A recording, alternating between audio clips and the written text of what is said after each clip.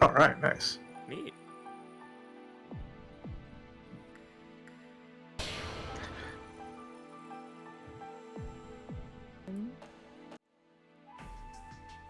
Bam.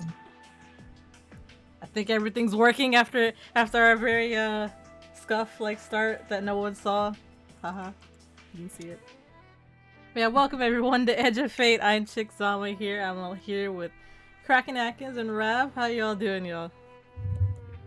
Hello. Doing well. I can't hardly wait to get some Centralfiction action going. It seems like our competitors feel the same.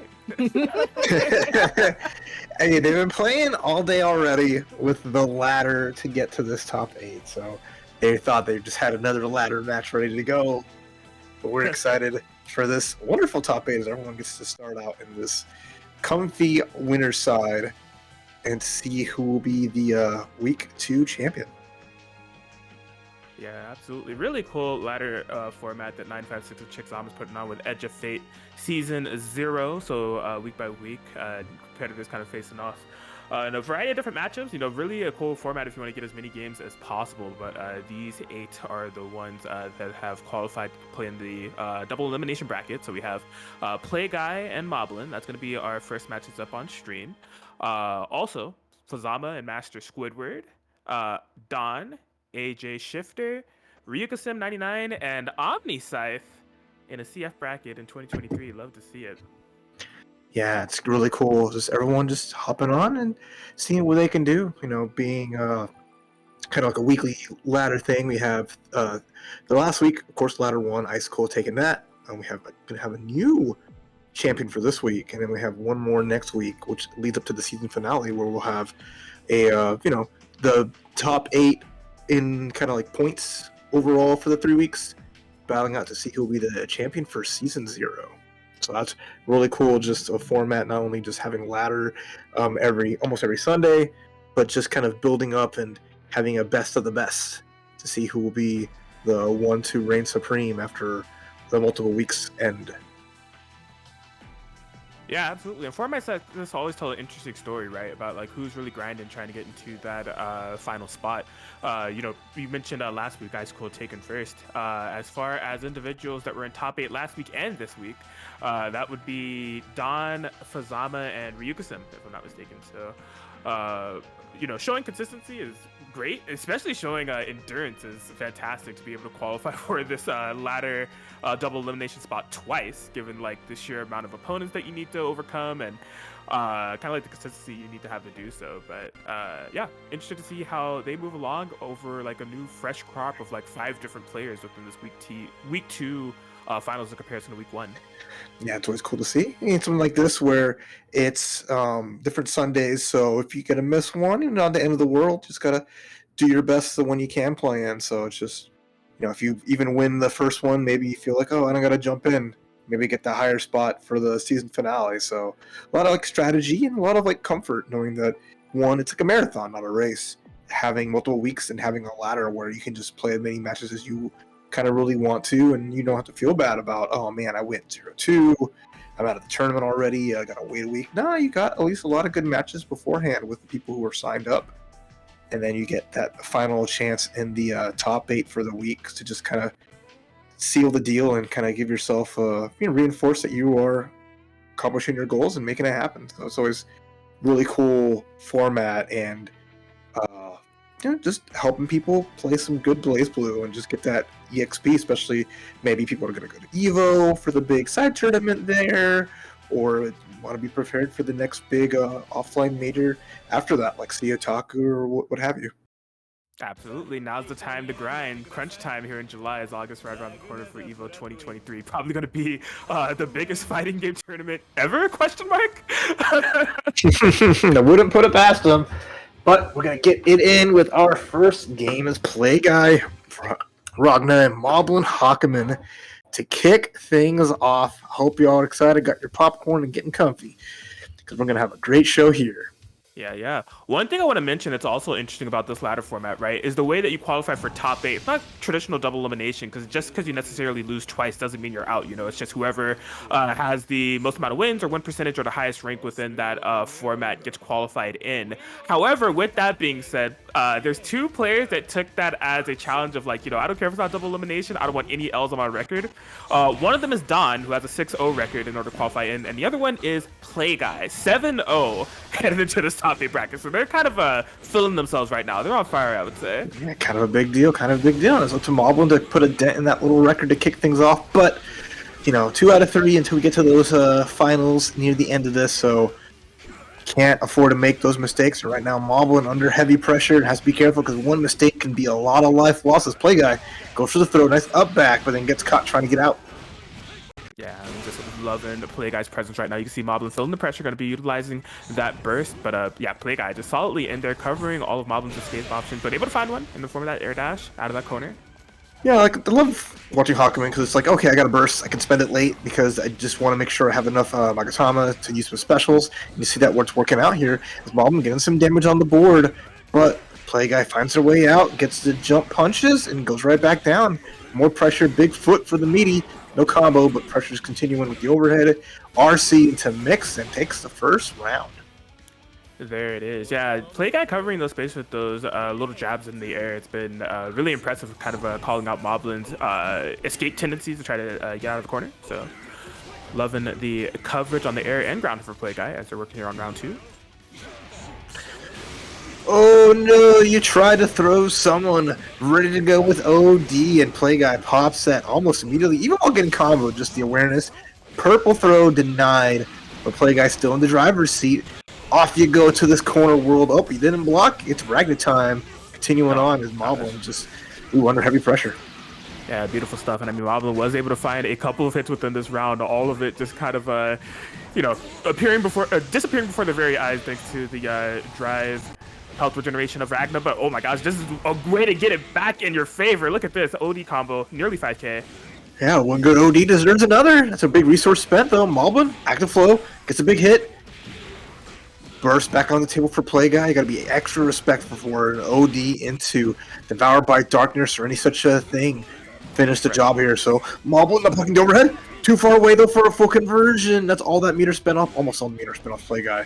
Yeah, very fool me once, shame on you, fool me twice, shame on me situation. So Blazblue was ready defensively for the second gauntlet Hades, but was not ready for the air throw out of nowhere. What a find from Play Guy to take that game 1. Yeah, Moblin taken to the skies. Didn't quite work out. Just kind of a big deal. You gotta be ready, especially if you're gonna try to take jumps just to kind of get out of that situation. Even with like as good buttons as Hakumen has in the air, magnet hands are in effect. They ain't just Iron Tiger grabbing people up from big distances. As a Play Guy sniffed it out, takes that first game. I love it. Yeah, absolutely. And I was talking about Play Guy's consistency and kind of matching the air momentum of Moblin, whether it be like trying to escape or going on the approach. Just me with those jump jab, those JAs time and time again, converting those. But this time having a full read, where it mattered most, right at the end of that round 2 in order to get the air throw. Statement has been made for sure. Yeah. Some people say the floor is lava. What if the sky was lava? What then? That'd be spooky. And this is just what Play Guy's trying to bring to the table here. So let's see how Moblin approaches and makes adjustments. Maybe you don't want to go toe-to-toe on the ground, but sometimes sticking to that and stop letting Ragnar kind of get that, stop on you to put more pressure. We will see. There you go. Well, if the sky is lava, I would say based on this stage, we are definitely in hell. High up there. Let's see what we got. All right, and there's the up back. Again, giving Play Guy room to put on pressure, but Moblin gets some little hit, gets some distance. Still gotta be careful because they're backing themselves in the corner. One for the up back air dash forward, one of the older tricks in the book, but Play Guy ready for it.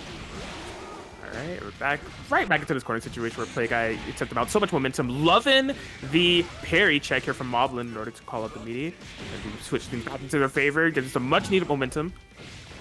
Yeah, all off one drive. I love that. The side swap. And now just Play Guy teching the throw. No free reset combo off of there. Now Moblin just happy to use with the space. Has plenty of resources too, so There it is. Spent it, hits the low, gets the round, and now just trying to turn this around, take this to a 1-1. Yeah, I like this. You know, in terms of just like an emotional feeling within this set, that has to feel good for Moblin taking that round one like that, right? Just some of the first sequences of like really consistent offense they were able to get going on Play Guy. Ooh, but see, here goes Play Guy again. Doing what he does best, just catching the sky, getting the purple throw. I mean, it's never too early for some push-ups, huh? Right? And I mean, Moblin threatened the purple throw in the round one, right? Was not successful. Play Guy saying, all right, let's see if you're ready, amigo. Let's see how you're feeling. Oh, that's how we're feeling. We're getting that chunky counter hit. That should just be, with the resources here spent, gonna be it as Moblin makes the hardest of reads. Ragnar with over 50% meter, what will he do? He'll die. Oh, yeah, absolutely. With Hakumen at the forefront, OD, you already know what's coming. At that point, it's just custom create a combo, whatever you wanted to do. Something is going to do 7K. Oh, no. Well, that's maybe, there you go. You said took him to hell with the stage, and definitely Moblin delivered with just a hell of a statement bringing that back. And that's the hard part when you're playing Ragnar. You know, you got great tools, you got the ability to siphon life back and, you know, get healthy, but it doesn't matter if you have no life on your end. Right? Absolutely, yeah. Moblin kind of putting that first game out of sight, out of mind, and really taking the fight over to a Play Guy. Interestingly enough, you know, within the round one, we were talking about in game one how consistent Play Guy was in shutting down the air game. But Moblin does kind of have this style of where it seems like they're threatening a whole bunch of different tools in the air of whether they are going to air dash or going to stick out one of those long-reaching Hawkman air normals in order to like cover the horizontal space. So it seems like it's been tougher for Play Guy to kind of play around that, no pun intended. Yeah, that starts up going into game 3. I mean, he's your guy. He's here to do the thing, and he continued to go for it. So I'm excited to see, you know, a nice little counter adjustment as the story continues to be told. Yeah, this is going to be 2 out of 3, but there's still plenty of game 3. All right, pressure's already on. This Play Guy's just trying to move forward, but all we're getting is the big old stick in the face. No full combo, didn't cancel fast enough, but an air counter hit. That's Half-Life already gone. And that's just kind of the struggle. Oh, no! TRM, we whip the grab, get the second one. Oh, here we go, Moblin. One hit away to get that round, get a match point, but Play Guy getting a little bit of life back. Yeah, you can see Play Guy trying to earn this back the hard way. No burst, no overdrive in sight, just needs raw outplay. Beautiful overhead, Moblin gonna be having none of that burst. Try to reclaim this round, if at all possible. One of those signature air-to-airs from Play Guy yet again. Alright, gets caught, no combo there, still 60, finds the hit with the resources. Not gonna be enough to finish the job, we need one more afterwards here. But Moblin's gonna be extra careful. There's a counter, wait a minute. Overhead, gets up backed to one-touch game for either player, although Play Guy with the overdrive and a burst available can make it happen, but has to be careful. Oh, never mind. Who needs to be careful? You just put the boot to the chest. Right? Man, I love the closing sequences of that round because it really kind of flipped on its head what we were seeing previously. Moblin had such a huge life lead, and I was noticing that Moblin was staying like extra cautious, just like, I'm not gonna go for the approach. That was not an extra cautious maneuver, by the way. The DP there from Play Guy to open up that round. But no, Play Guy was able to bring it up, and they were like, okay, I'm on the life lead, I'm gonna match that momentum. Can you approach me? He's able to close out that round 1. Right now, you really can't approach. Moblin taking to the skies every time, but Play Guy denying that approach. Jump P being a sword on their side. Overdrive and wake up. Dashes out. Doesn't get a hit. Still in block stun. Big Yukikaze. All the resources gone. Nothing for it. Yeah. Moblin still has some meter. Some chances here, but slowly running out of opportunities. Okay. See Moblin dancing on skies. Decent block on the Gauntlet Hades here. Still under pressure. Nothing. Wow. Amazing defensive sequence from Moblin. Oh, looking good here, though. Hasn't really gotten a hit to open up, but the active flow at least is there. While we're trying to be careful here, just again, be mindful of that approach. Play Guy's waiting for an air dash forward or those kind of jumps, but point blank actually works out. Forces Play Guy to get that burst.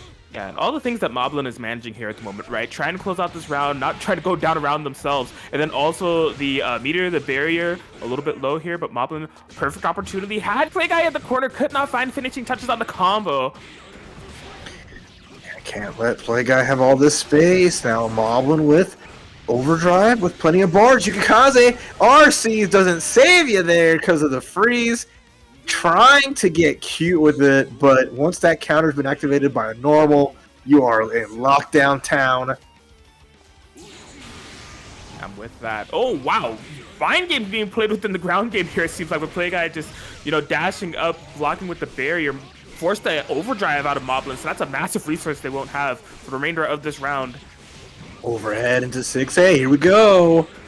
Play Guy just being extra comfy here with all this life lead. Plenty of bar too, so to dictate the next knockdown. Yeah, rightfully so. They may be getting OD back themselves. Doesn't have to worry about it on the side of Moblin, whether it be burst or OD for a bit. Gauntlet, Hades, we are gaming. We are playing the guy who plays the Play Guy. There it is, the burst right at the end. Yeah, last chance, but all these resources, everything in Moblin's corner, but all it's going to take is one jump P to finish it, or again, the boot to the chest. It's kicked right through. Play Guy doing what they do best and finishing it off with the simple stuff.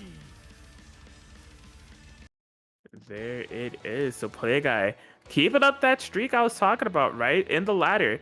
Undefeated. In fact, I'm actually curious. I'm going to check it right now to see if Play Guy and Moblin played within that ladder. Because that's another thing about this format, right? You may run into people within that final bracket that you actually played within the ladder, creating like another run back situation. But yeah, for now, Play Guy will be moving on to winner's side. Yeah, all right. Keeping their... I mean, they did lose a game, so they're not quite 9-0.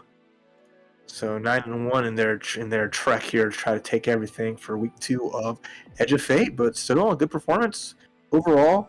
Some nice back and forth though, so Moblin still got a lot to do there. We got all of our first rounds actually done there. So Fuzama taking it 2-0 over Master Squidward Don, 2-0 over AJ Shifter, and then Ryukasim 2-1 over Omniscythe. So they will now move on to the losers top 8 part of the bracket, and now we have our top 8 winner side all set up. Whereas Play Guy versus Fuzama and Dawn versus Ryukasim. Very cool, very cool. And yeah, revisiting what we saw within week 1, right? Those 3 players that were able to qualify for top 8 previously being Dawn, Fuzama, and Ryukasim. You see consistency with those 3 players, right? It's Dawn, Fuzama, and Ryukasim that are in the winner semis of this bracket. So definitely hungry for that qualification spot, but they have been grinding, I tell you. Oh, big time. That's always the nice part, right? We always have the good netcode to fall back upon, but having an event like this almost every week, just something to look forward to, practice for, and make a splash. But yeah, if you've missed it this week or last week, there is still week number 3. So please look forward to that if you are a part of it and participate in the ladder. See if you can make this top 8 and get a good chunk of points. Still the grand finale, final top 8, it's still wide open. So really looking forward to seeing who qualifies for that portion of Edge of Fate. Yeah, my sentiments exactly. Not for nothing. These ladder formats, we've been saying it's a fantastic opportunity to find games. So whether you want to be like Don or Fuzama or Ryukasim and grind out to try to get in that final spot week after week, make it top 8s, if that's your vibe, feel free to join the grind as well. But also if you're just like, maybe not as confident in reaching that final spot, but you just want to like get some CF games and get a variety of different players, you have a 2-hour slot dedicated for you to do so, and it's a really cool way to kind of improve and grant a variety of different matchups rapid fire. Exactly. If you want some great players held hostage, they gotta play you, then come on through. Well, there's no way off the ladder. It's up or down. You can't just jump off, or else it's a long way down. Yes, well, one of these players will be diving a long way down into the losers bracket. It's going to be between Ryukasim and Don coming up for our winners semis match here. All right. Onward to the sealed space. Yep, some more Hakumen on the screen. If you know what I mean, I'm going to be going against the Don, Relius, Clover. I do know what you mean. So we'll see. Interesting how Don will approach this. Obviously, picking the Relius black and blue in the black and blue stage just for that camouflage power up. Ooh, nice little spin. Forces Ryukasim to spend some of the resources. Ryukasim still finding hits and still a huge lead. Yeah, I mean, with the lead, I'm actually surprised about some of the drive usage that's been coming out from Ryuka-sim. This one getting pretty massively punished, so allowing for Dawn to get an opportunity to swing things back, corner pressure. But look at the defense for Ryuka-sim thus far. Yeah, not for nothing. You know, all Dawn needs is one opportunity. Big counter too. But, you know, hard to put pressure on Hakumen, especially with the drives, all those options to cover so much of it. And Ryuka-sim going to finish it here with the overdrive combo. Found opportunity. And that's always like the hard part of like kind of resetting and putting pressures. You can only reset Hakumen so much because that drive will come out and turn to tide. Look at the split.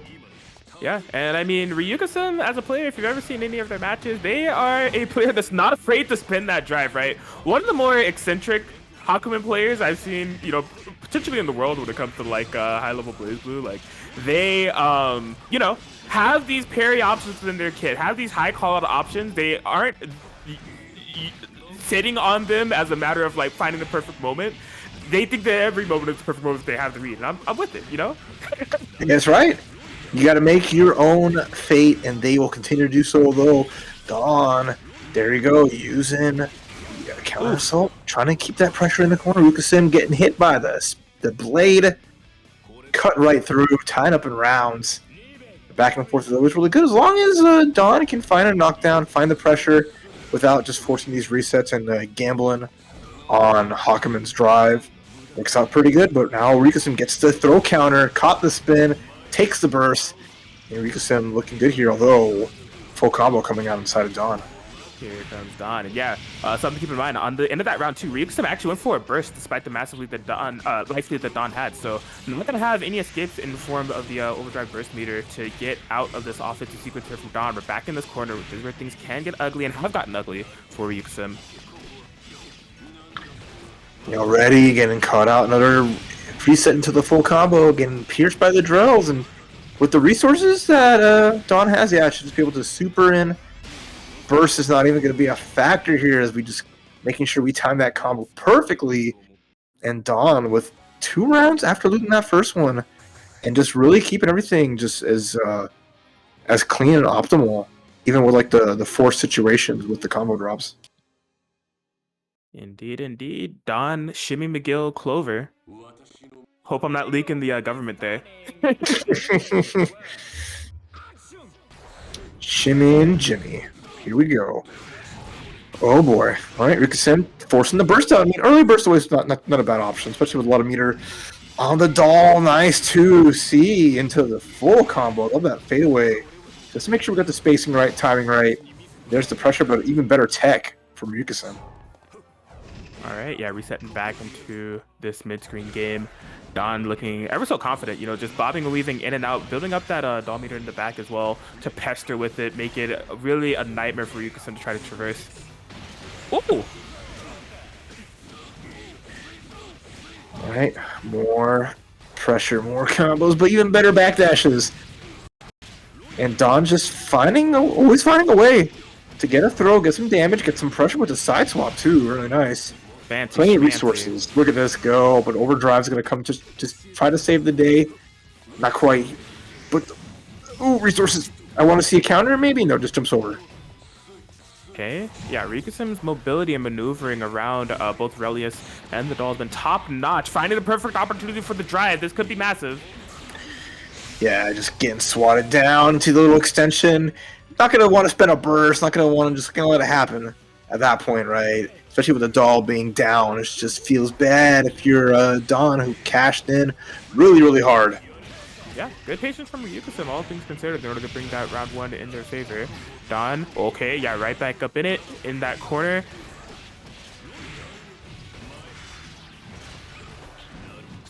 Woo!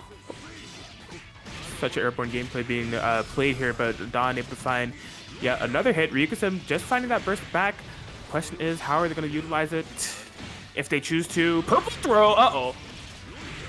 Hey, I like that. I like that. Get these grabs on. Put them under pressure. Put a throw. Oh, they're not going to throw me one and block, son. Not quite. Get perfected on after all is said and done. The P in purple throw stands for perfect. And now Dawn, 1 round away, taking this and moving forward in this winner side. Yes, Don just like no matter win or loss or what happens within this game, because Ryuka has been able to get some pretty quality reads. Don's just style of play just looks completely unfazed. Just like the conversions and like type of offense that they're putting on, like it's just clean. I really don't have another word for it. Like it's all sometimes you really need is just being clean, knowing your options, and making sure that you're pressing where you need to most, just like so. So we're swapping around. Plenty of life on the doll, but woo! With punish 3C, 2C didn't quite save the day. And it's going to leave Ryuka in a good spot here. Spend a lot of resources, get a big hit. There's a burst available, yeah. Using those, gotta be careful. Dolls are coming. Oh my gosh, yeah, just a matter of spinning that distortion drive doll, almost pushing Ryuka full screen into the opposite end of the corner, but able to find a hit. Really just any poke here can do it for Ryuka. Can't get too hasty, needs to be careful. Oh, and we got the cut too, and then we get that final little air dash. I love the patience. Ryuka just slicing through these dolls like he's just had enough of playing tea time, and then just found that little spot. Especially because it kept, again, you have to resummon if you are Dawn in situations, right? So if you can time that right and catch it right before the resummon, it just happened to work out perfectly, taking us to game 3. Amazing, yeah, I love that. Ryuka retreating when necessary, showing the respect, and then cutting through when the opportunity presents itself. Oh, big air throw here for Dawn. Yeah, so spending the OD, catching a little bit more unburstable damage. Wants to maintain this corner for now. Whittle down that life bar. If you're going to burst, if you're going to get out of here, it's not going to be in an opportunity where I haven't been able to do as much damage as I possibly can. Oh, it's starting to get scrambly. I like it. Let's stop that clean play. Let's get down and dirty. Don, more than happy to get in the mud. Takes that round pretty well. I love that too, because oh, you got tired of getting purple thrown. What if I just jumped and then you whiff? You can't grab the doll. You can't grab victory from this one. Now again, Dawn, one round away, getting into that winners finals. This time finding their opening hit off of anti-air, keeping it as burst safe as they could. Oh my gosh, baking out the drive. Not even get a combo for that. Yeah, Ryuka, you can tell they have a little bit of anxiety where they are at the screen. Doesn't want to get back into that corner. That's where Don's been able to get a great bit of offense going. Everything didn't go astray. Overdrive activation, big swing, no confirm. Oh, lost chances, but the suck on that jump D, catching the doll, bringing Relius nice and close. Ryuka's in a good spot. If they can play this right, they'll have their burst really available for at least one more chance here, but without a life lead. Oh, and in the sandwich situation, BB tag style, astral finish to seal it on this game. Oh, what a way to go. Chained and bringing down to the loser's bracket as Dawn makes sure to be done with it and take out Ryuka. There it is. Yeah, I mean, a tough way to fall if you are Ryuka, but you can't let the mind game of the astral get to you, because all things considered, I was pretty impressed with the way that Ryuka was able to hang with Dawn in the neutral game, right? Just really good surgical precision in terms of navigating around the doll and finding ways in, just through a sheer matter of patience. But Dawn, like I said earlier, just overall looking extremely clean. You can see why they've been pretty much, joining Playguy within having that undefeated streak in the ladder format and just carrying that momentum into the bracket format, as they're going to be in a winners finals with that victory over Ryuka. Yeah, there you go. That's exactly the spot you want to be. Anyone wants to be, right? You get to kind of just chill for a little bit. You won your sets to get through. They're undefeated, by the way, until you got to that point. You're just one game closer from hitting that grand finals. Now you got to kind of watch everyone else battle it out and sweat it out to see, one, who will be playing you in the winners finals, and two, who will claw their way through losers. Yep. Edge of Fate. Looking good. Just high quality North America Centralfiction action. And as we said, people are grinding, man. You see all these faces coming out. I wouldn't be surprised if these are a lot of faces that we see at EVO coming up for CEO Tokyo, as you said later. So yeah, interested to see who Don's opponent will be between Fazama and Play Guy. If I'm not mistaken, that's probably going to be the next match that we have coming up. Yeah, exactly. You can follow on the bracket on the StarGG, and you're going to see how things are going. We're going to be streaming all of that losers action too, because it is all part of the top 8 to see who will be taking week number 2 as we are continuing on with just great Blazblue Centralfiction action. Because I know it's been a hot minute since we've seen, 956 Productions bring some fun to your doorstep. So it's really fun to see what they're doing here with Edge of Fate and whatever else more is in the future. I'm a big fan of 956 Productions. Whenever I'm asked to do an event with 956 Productions, it's always an emphatic yes. Just like through the Vortex galleries, or to be online or offline, or any of the projects that they're doing. This Edge of Fate project, this is something that I want to see succeed. If this is like a format that it could even extend to other games, I think ladder formats are so cool. So I'm glad they took the plunge, and for any game to do it with, CF is awesome, deserving scene for it to get it. So shout out to 956 Production and Chixama one time. Of course. We be lost without all the amazing TOs working week in and week out, and more fun stuff happening all throughout the year. I mean, we're just halfway. We just hit July, right? So 6 months down, halfway through the year. So we're finally in part 2, and it's been a great first half. But I'm excited for what the second half of the year will bring, with just everyone playing so many amazing games available to play, and things just going along pretty well. Yep.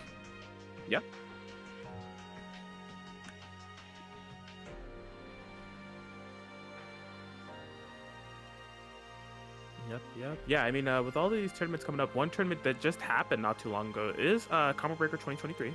It's just well, I guess it was over a month ago now. We're in July. But massive Centralfiction tournament that happened there. I think close to around 200 entrants, if I'm not mistaken. So with Play Guy coming up, if I recall correctly, that was somebody that was the top 8 within that tournament. So cool to see them gaming in the offline and online sphere. We'll be interested to see the matchup against Fazama Hazama, definitely one of the top Hazama players within North America. A sight to see. Exactly. It's just good looking at who all entered and seeing how our top 8 is looking. It's just really fun. Because, I mean, again, we don't get some of the folks from last week. We'll get some new contenders here, and just it just always makes it interesting to seeing who's really been grinding it out and really just been hitting that BBCF, which, we get a lot of the mainstays. And you see someone like Omniscythe come back around, who's been playing mostly a lot of Melty Blood. So it's cool to see them just back on the sticks for this. And, more folks like them, just, if it's incentivizes people to play the game more, we all get a nice little break while Bananakin is off in Street Fighter 6 land. Terrorizing the world with JP. So it was just kind of fun thinking of that, because I know Bananakin just one big time at Combo Breakers. I'm back, and y'all got to deal with it. And then wait a minute, nope, it's time to play Street Fighter, and the online streets are safe for a little while. Never backing down, indeed.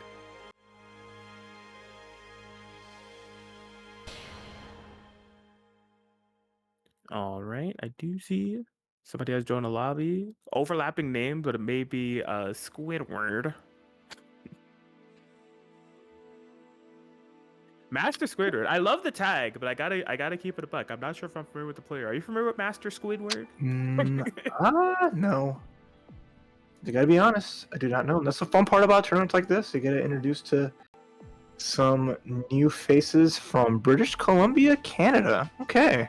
Again, this is open all the way from North America, so Canada to Mexico. Welcoming all Blazblue Centralfiction fighters. So let's see what Master Squidward has in store for us here.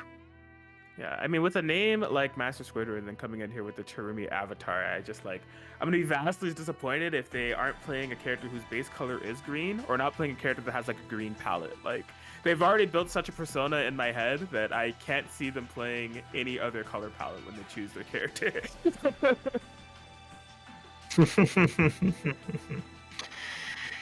Well, we'll see. I mean, there's just so many characters. It's so hard to pick who people would want to go with. And this is a tournament being run by Chixama, so wouldn't be surprised to see some snakes running around, as is customary. As we'll see Fazama a little later. But let's see if Squidward, who is a little more sea creature than snake, but everyone's got a little bit of that snake in them. One thing we can be sure of, though, Master Squidward's opponent, Moblin, we saw them up earlier with the Hawkman up against Plagueye. Putting up a great fight. Definitely looked like a solid Hawkman player, just was not quite able to take down Plagueye in their entirety, which, Plagueye, been on a roll. Definitely somebody that's looked like could be the favorites to at least get within the top 3 territory, undefeated so far within the format, joining Dawn in that accolade. But yeah, I'm excited to see them come back, see how far they're able to take it within this double elimination bracket format. Yep. You couldn't have said it better. Apologies as we're getting everything sorted out with the players to bring them in to make things happen for y'all. But make sure you are following the channel so you always be aware when Edge of Fate and other such events will go live. And yeah, just been a nice little Sunday, so hope everyone's doing good. A good way to kick off the week, especially with the holiday on Tuesday for those who are able to have the day off or, are in the U.S., if anything. So I'm excited to... It's weird having to work Monday, then being off again. I just wish I'd get, Monday off. Make it, a 4-day weekend, but, oh well. Yeah, that's what's happening to me. Not only that, I am a crazy person. I mean, tournaments are free. I know EVO's coming up. I know I'm going to need some extra cash in my pocket. I was offered an opportunity to do overtime, come in as early as I want, as early as 6 a.m. And I said, sure. So I'm working a full 6 a.m. to 7 p.m. shift tomorrow. But it's for the greater good. That may be Chipotle bucks or something. There you go. It's something. Hey. Every little bit counts nowadays, so no blaming you there. Taking advantage of what you can and making sure that you get paid. Everyone needs to get paid. So, good luck to you. I have half a mind to take my PlayStation 5 to the office and just enjoy working in quotation marks. I do not foresee it being very busy, but you never know. Working on some Final Fantasy 16. Huzzah! Would be nice. Alas, I may not be so lucky. It's all good though. Having a funny work week of just okay, we're off one day, work 3 days, and another weekend.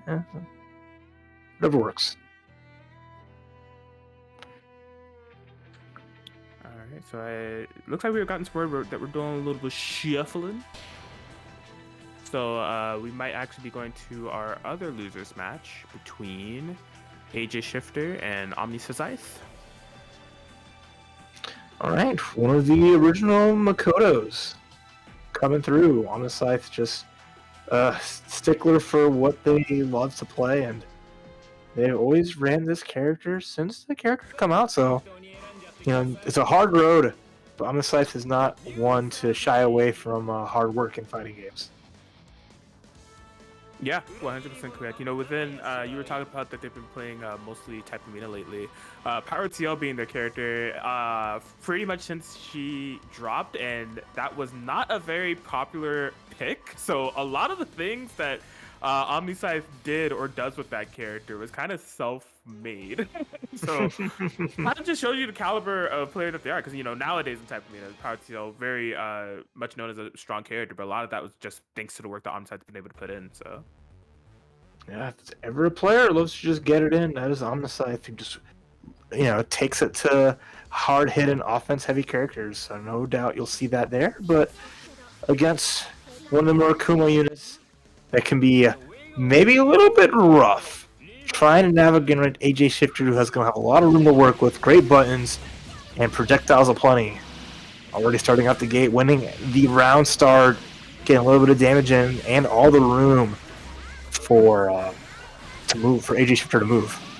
Yeah, shifting the tides in their favor instantaneously. Omni Scythe Yeah, I mean, you definitely painted the picture as far as like the struggles that may lie ahead for Omniscythe. You know, these Murakuma units having phenomenal space control, have had it since the beginning. Sometimes in varying degrees of broken capacities, but for this punch girl, punch squirrel, Makoto gonna have some trouble navigating in. But once she's in, the damage that is capable is insane.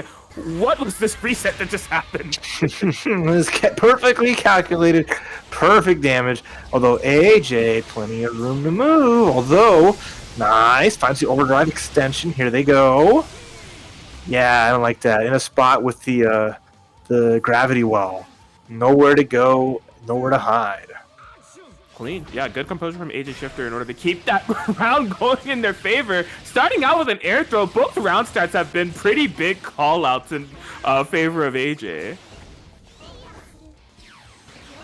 All right, away we go again. Omniscythe pushing to the corner. Finds a hit. Big scroll, big punch. This is a good spot here. AJ Shifter without anything resource-wise to get out of this heavy pressure. Omniscythe continuing to find hits. Continuing to land their combos to see if they remember their routes. Looking good so far. Oh my gosh, just a little bit misspaced on the OP there. Did not matter because we had the reversal anyways. AJ Shifter. Yeah, gonna be playing that range game now. You have the life lead, but I can still threaten you from full screen. Yeah, doing a good job of it. Getting tagged left and right. Is AJ, they're just trying to get that last little bit of life lead. Doing a good job of it. Half bar still there available, so counter assault's on the deck. There's also an overdrive. We're going to pop it immediately. There's overdrive super. All Omniscythe did was run up and just do a light punch. It was just like the most innocuous thing, but it was immediately comes the guillotine. Oh my goodness, that was AJ Shifter. They are not afraid. Yeah, I like it. I mean, you can see Omniscythe was trying their best to reverse that space, doing ever so cautiously. That's what informed the decision making of the dash barriers, dash blocking, and all that stuff. As soon as the overdrive was popped, just like, maybe I could test the waters with this jab, and yeah, instantly off with your head, off with your toe, whatever it may be. give me that game, AJ Shifter. Going into game two, definitely a lot of things that are still left to be solved for Omniscythe in terms of the neutral game. It is what it is, you know, when it comes to the matchup play. Okay, overhead starter. Oh, and then just getting swept off their feet. Omniscythe being taken for a ride, taken for a date, but AJ Shifter seems to be just content to be in control.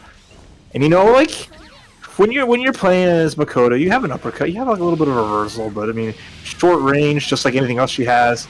So just trying to run forward, fighting anything, just even on wake up, just not seeming to work out. There it is, crush trigger. AJ Shifter looking good here, trying to finish the job. Phenomenal play. Extremely long routing, not quite leading up into the 3K territory. Some Miracle units, some can be shy on damage, especially V13. But AJ Shifter, no damage, no problem. One round away from being able to move on within this bracket. Yeah, looking like they're having not a lot of trouble. Omni's found some hits, gotten some damage there, but it's just like every hit is not. It's only huge when there's like resources usually available, and at least like in the corner there's something going on afterwards. But you know, 2.5K is nothing.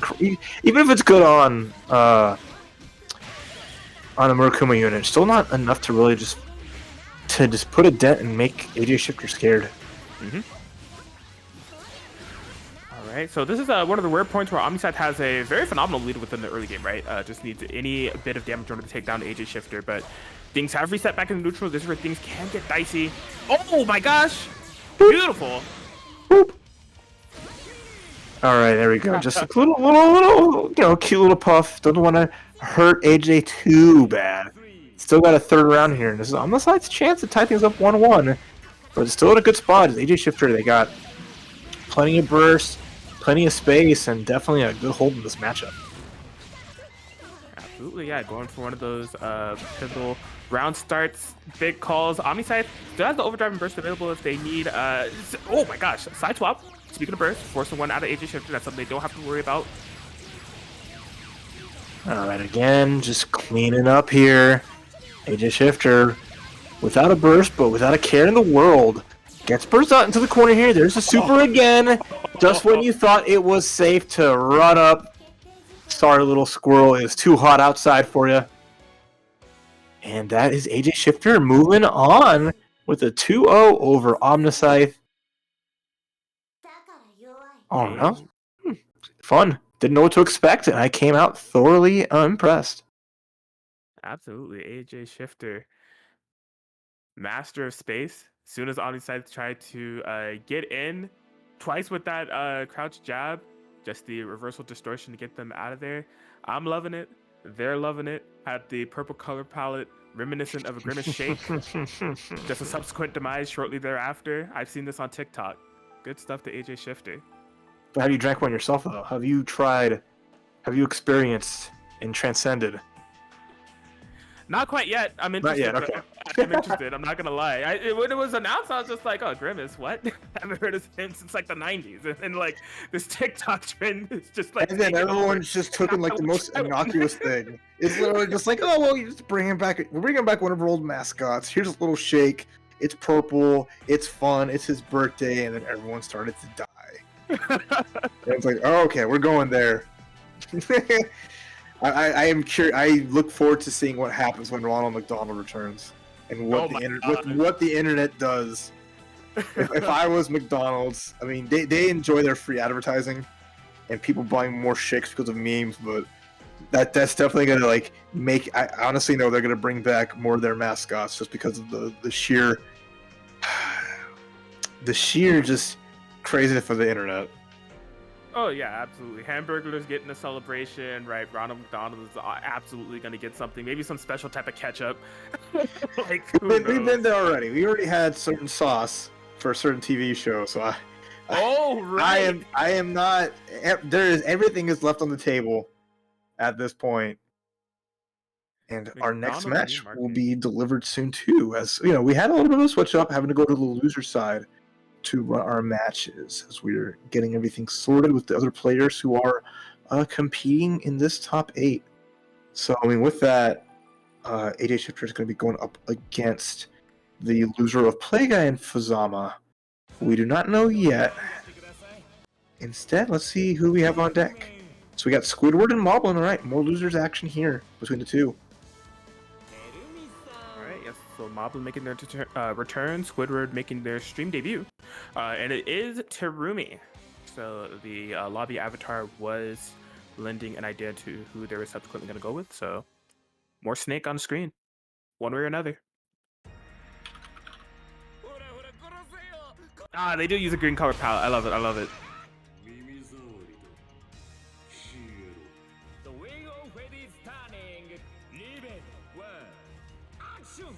And we're off. All right, let's see. So instantaneously, Moblin created some space. We already talked about their air game within the previous set, right? Mixing up between those long-reaching air normals and air dashes, kind of keep their opponent on their toes. Went for the retreat early on in this round. It looks like Squidward's going to be able to take massive advantage of that with the pressure that they're getting started here. Relentless. Moblin not utilizing OD or burst. May not even have an opportunity here. Hey, yo, relax. Squidward.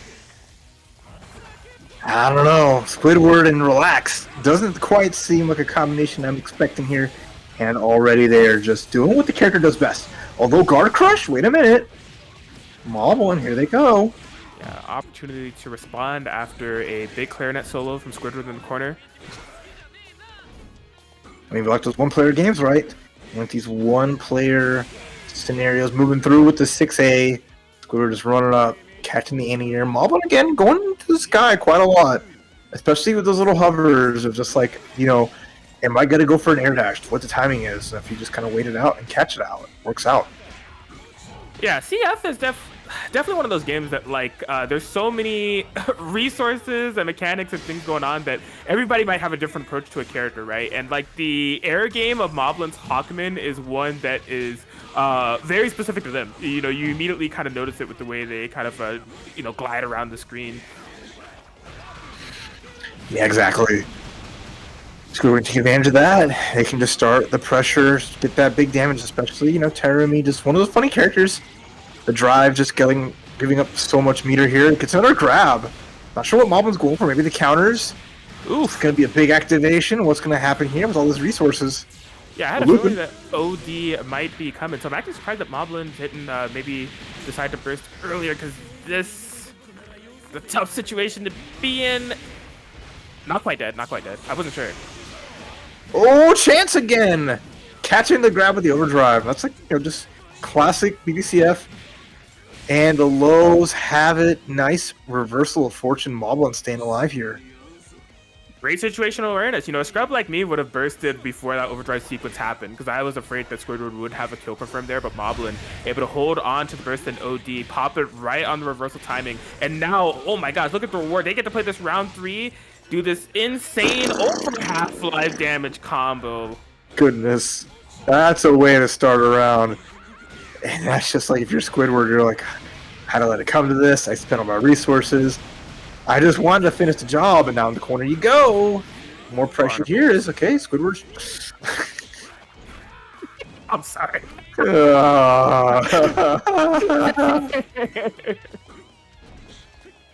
Or should I say, 100-meter available. Oh, okay, the roll forward though. Wait a minute. Yeah, could have just neutral teched. Would have been a-okay, but instead, Squidward running through it again. Oh, what? I'm going for those loops. Little cuteness. Watch out for the meter here, although all spent. Oh my gosh. Gets a hit. There's an Astral available. Instead, it's going to be a big EA. Yow. Woo, Squidward down. Squidward down, not out. Game 1 going into Moblin's favor, but that has to be one where both players afterwards probably taking a deep breath. We see that one of them is going to be going back to character select, maybe for a full change, or I gotta imagine that at least just to kind of get the composure. But it will be Squidward. Okay. All right. The pocket bullet for Squidward. All right. Interesting little setup here going into Hakumen. That's not. I mean, again, not really knowing the players, getting to see kind of what they bring to the table. And this time it's going to be the pink and white bullet. We want to go. We were already going in. Now we want to go in even harder. Yeah, I'm wondering what type of counterplay this is going to bring out of Moblin. Moblin's Hawkman hasn't been. Yeah, so that character-specific quirk of bullet of being able to home into you. I'm wondering if Moblin is going to be inclined to spend more drives on defense. If Squidward's going to be constantly showing that as a approach tool. So far, it's been the case. The heat on, getting some pressure going, but there's this scoop anti-air. This time, Moblin being the one that's just being more cognizant on a person in the air, especially one like Bullet, just going to use that drive to zip zoom at you. Alright, beautiful coverage on the air-to-air here from Moblin. Case in point, but the counter poke here from Squidward. Doing some nice damage, both players. Holding on to burst for now. Overdrive. Yikes. That's all I can say when Bullet gets started is yikes. The damage is a-coming. This is going to pack a punch. And there's the punch in question right there. Squidward with this Bullet swap. Looking good. Really kind of bringing a different type of momentum to the table. And I think with the mobile qualities of Bullet, going to be able to match that air-to-air style that Moblin has in a different kind of genre of it, right? Really being elusive on the approach and on the chase at the same time. Yeah, but the big advantage is still going to be for Moblin using the range to their advantage, right? There you see the fireball come out and cutting right through it. All the tools to kind of hinder the approach, but once Moblin is being assaulted, that's going to be the hard part, right? Bullet combos, okay. Even though we didn't show the bullet in game 1, Squidward showing that they got those. Although, wait a minute, the call out. Yo, that deflection. Did Kimbe Mutombo shake the finger? Look at the freaking punishment here. Oh, wait, doesn't matter though. I like this. From Squidward with the wake up, getting a hit. I'm going to extend this all the way. Just a little bit more. Overdrive. Oh, could not continue the combo, but gets the snatch. Should be able to finish it here, no problem. And that was unburstable too, because that, a hit grab. Unlocks the burst out, so if they survive that last hit, opportunity for Moblin potentially break out, but instead, it's to shut down, and we're going to a game 3. All right. right. Yeah, good on Squidward. You know, they knew in their heart of hearts, you know, despite the flub that led to taking 70% or more within that sequence that Moblin was able to find, the bullet swap has really been able to turn things in their favor. Like, it's been night and day in comparison to what they were bringing with Terumi. Oh, looks like Moblin looking to swing things back to favor as soon as possible, but I'd say Squidward's looking good in terms of momentum.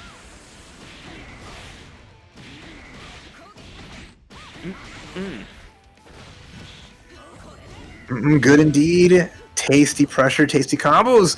Although Squidward finds a way out, and again, just putting on the heat. It would be hard for like a Hawkman to just approach and kind of deny her from powering up.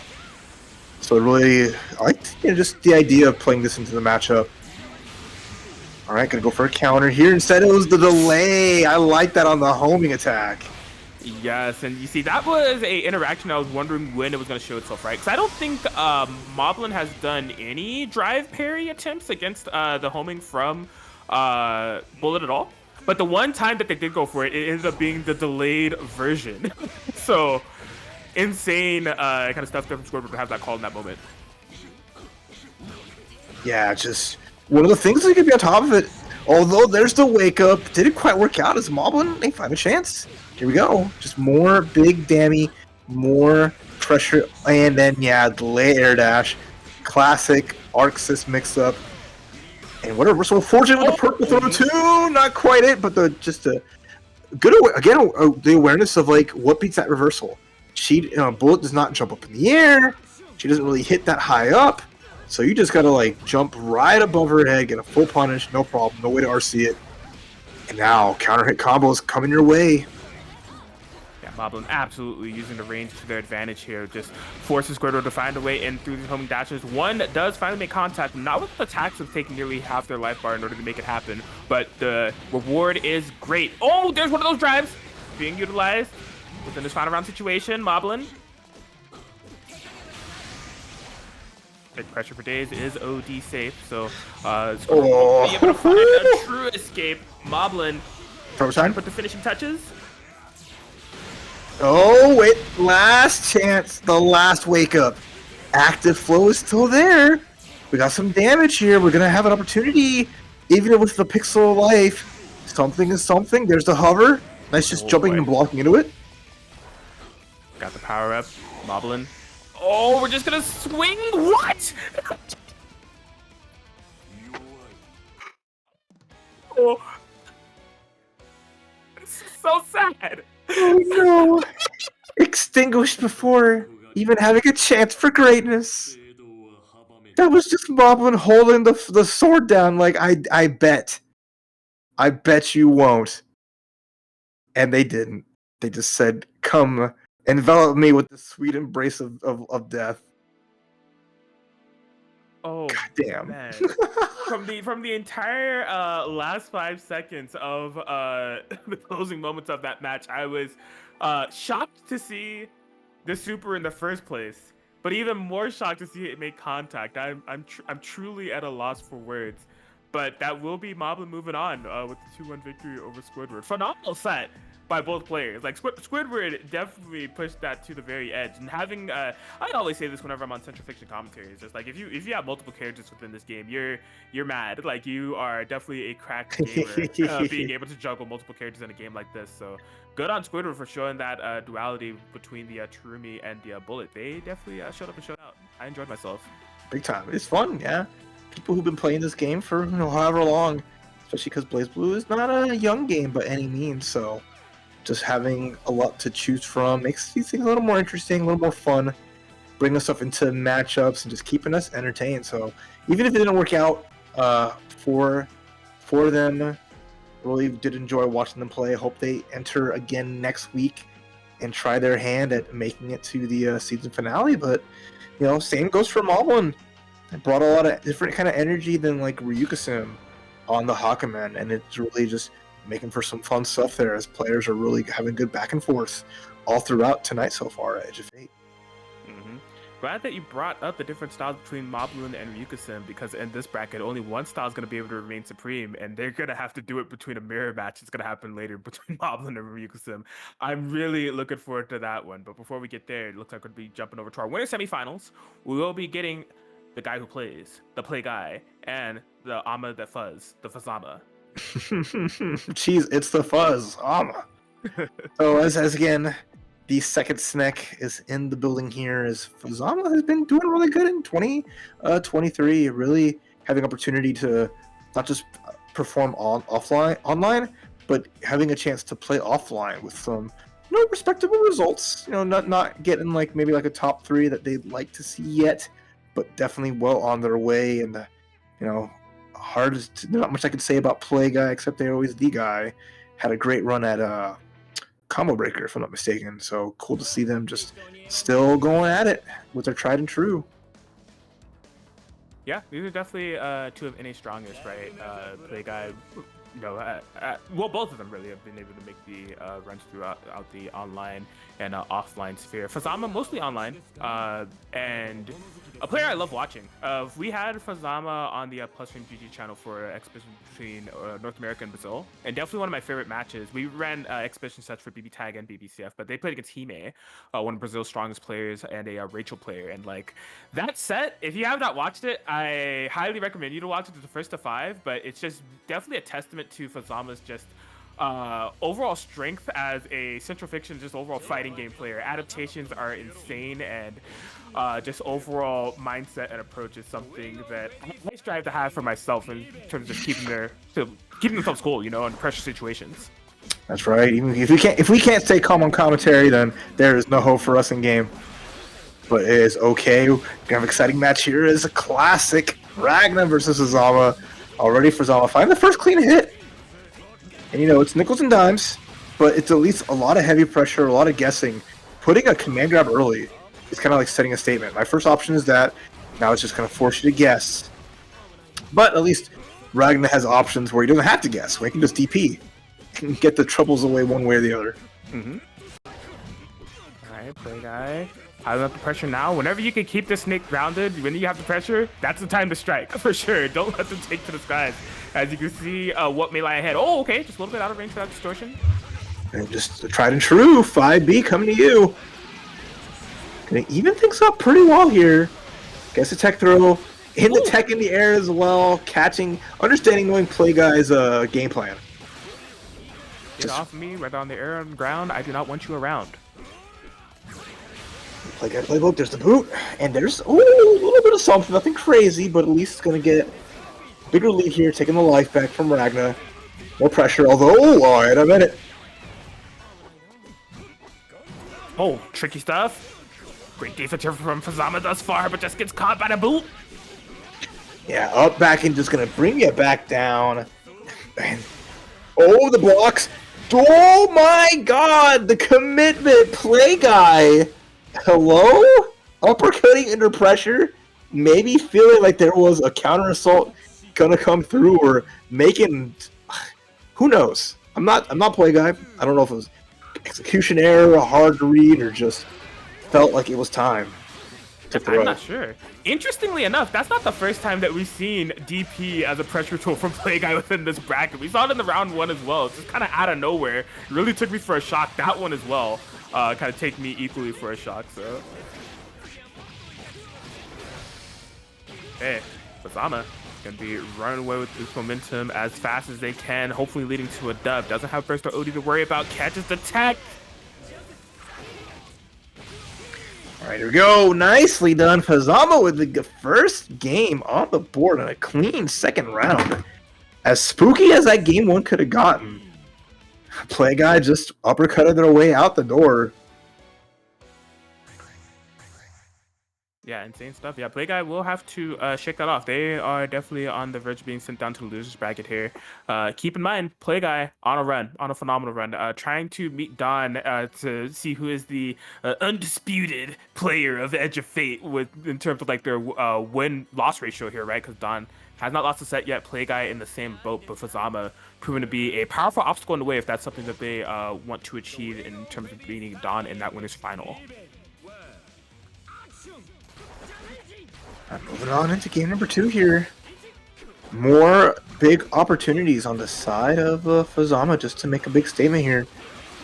Black versus white. The stage is set with the rain, but it's gonna be all Fazama already off the bat. Okay. See them really kind of dancing around in the skies. Play guy bringing out those signature air-to-airs, trying to snipe Fazama out, predict where they're going to be going, and beating them with fistcuffs. Or sword. You know, whatever you got to work with. Yeah. Whatever tools you have for the trade and get the job done. And right now, it is all play guy putting the pressure. Finally gets the overhead.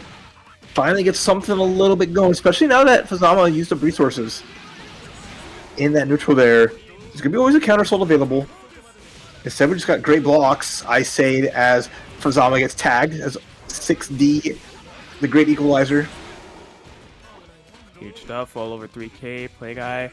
Okay, yeah, this time off the overhead, not committing to a DP. Oh, but just the tick pressure, finally peppering in one of those throws. Phenomenal corner pressure that play guy was able to show there.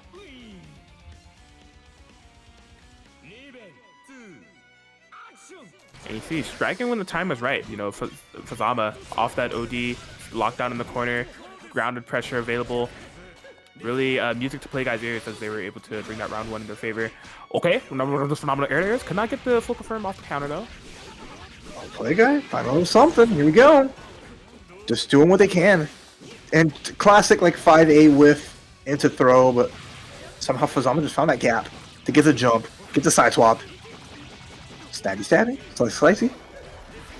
And then just more pressure, although everyone's just trading places. It just seems to be what a catch. Okay, here we go. Saw the Ouroboros come through, saw the snake chain just drag Fazama right into the loving arms. They're going to just jump over. Forces the block stun, but the 3C, interesting.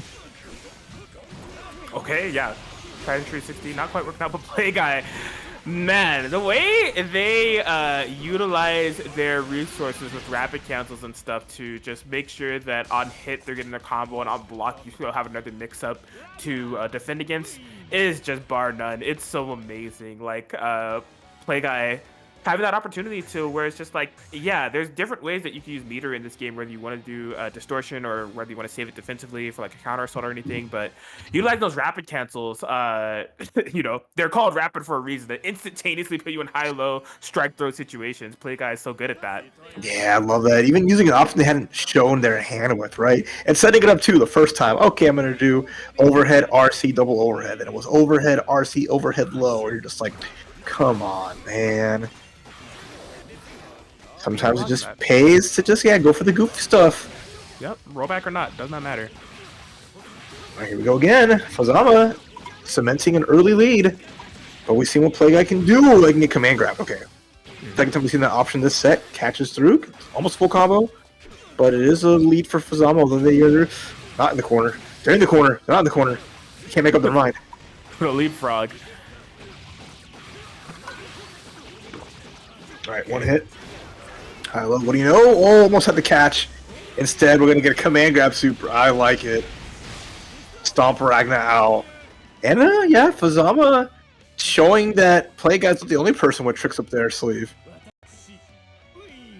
Yeah, I mean, in terms of one of the characters in this game that just exudes tricky energy, it'd have to be Hazama, right? This is the character that I would expect to have tricks up their sleeve of Hazama. A master of the Hazama, obviously going to have all the tricks at their disposal. Right now, though, maybe not too many opportunities to show those tricks. Play guy really kind of trying to keep this pressure up as much as possible. Both players kind of constructing their offense in a way that it's relatively safe, right? They are trying to bait out each other's defensive options. Nobody has committed to anything too crazy on the defensive end in terms of like reversals and stuff. It's been mostly formed around like OD, but we haven't seen any like big guard cancel OD punishes, right? Really kind of conservative in their approach there. Yeah, exactly. I mean, they know like the stakes, and I'm sure they played plenty of times. So they got like the player matchup thing going, and you're not going to be over crazy. Although there it is again, deja vu during the Hazama overdrive, finding the 6B, where it's really hard to see because of all the green haze. So using that tool against Hazama, Oh, what a trade! If you're Fazama, you're happy about that one. Yeah, I would say so. All right, spend the bar somehow. Overdrive, that's an option. Plenty of resources here. Doesn't want to spend it for counter assault. Try to 2C. Can't take it with you. Playing gonna take us to a final round, final game. Oh man, the mindset shift you have to do as Fazama, where we saw the attempt for the cross-up DP rapid cancel from Play Guy, and then there was the OD screen reversal. Was just like, wait, what? You tried to hit me with that? Like, well, sometimes a good effort is not good enough. And then there's the wake up. There's the grab. Play Guy bringing out a little bit of the spicy stuff. yeah. Slapping some Tabasco right on top of there. Fazama clashes. Oh, out of there. The fadeaway, moonwalking their way to victory. Okay. That was a wild clash. Oh my god. Uh-oh. Oh, dude, let it rip on the full sequence there. Oh my gosh. And then again, the double throw punish time. I love that overdrive, and then just one of the fastest supers in the game. Oh my goodness. Down to the wire here. There's a cross up. Active flow available. Fazama trying to close things out. There it is. Get off of me. Catch the tech forward of all things. Play Guy is in there. Trying to make it happen. That was a greedy escape, and then there we go. We finally see it. Oh, 5A whiff grab. Going back to one of the tried and trues of the Ragna playbook, of the Play Guy playbook, saying this is going to work at least once. Things are getting spicy. You're getting pressured. And then you crouch block, you think everything's fine, everything's good, and then next thing you know, counter hit throw. Happens to the best of us will happen to the rest of us for the rest of time. But Play Guy, what a run for them in Edge of Fate, as they're going to be in winners finals with Dawn. As I said earlier, both of them going to be fighting to see who's going to be taking the first L. Neither of them took a loss of a set within the ladder, and neither of them have taken a loss of a set within the bracket. So that's going to be a fun one to watch. Both players kind of riding on the line of perfection within their play styles thus far. As we're shaping up here within this Edge of Fate top 8, we're in the top 6 now. All right. You know, nice spot here as Play Guys just making their way, cruising through the bracket. It's a bumpy ride, though. Fazama is quite the speed bump to get to this point here. But Dawn versus Play Guy will be an excellent match when we get to it. But that's going to mean AJ Shifter, they will be going up against Fazama. And, of course, we know that Ryuka Sim and Moblin, which will be the long-awaited Haku mirrors.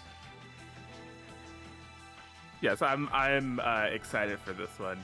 Get some popcorn ready. Like, get back, relax, because this is gonna be a slugfest. But again, between two really different styles of Hakumen, you know, we've seen Moblin kind of drifting in and out, you know, floating in and out. Hakumen, not the most mobile of characters when it comes to ground game, has to find mobility in terms of like special moves. And Moblin says, okay, but I still got an air dash though. And that's what they kind of play around.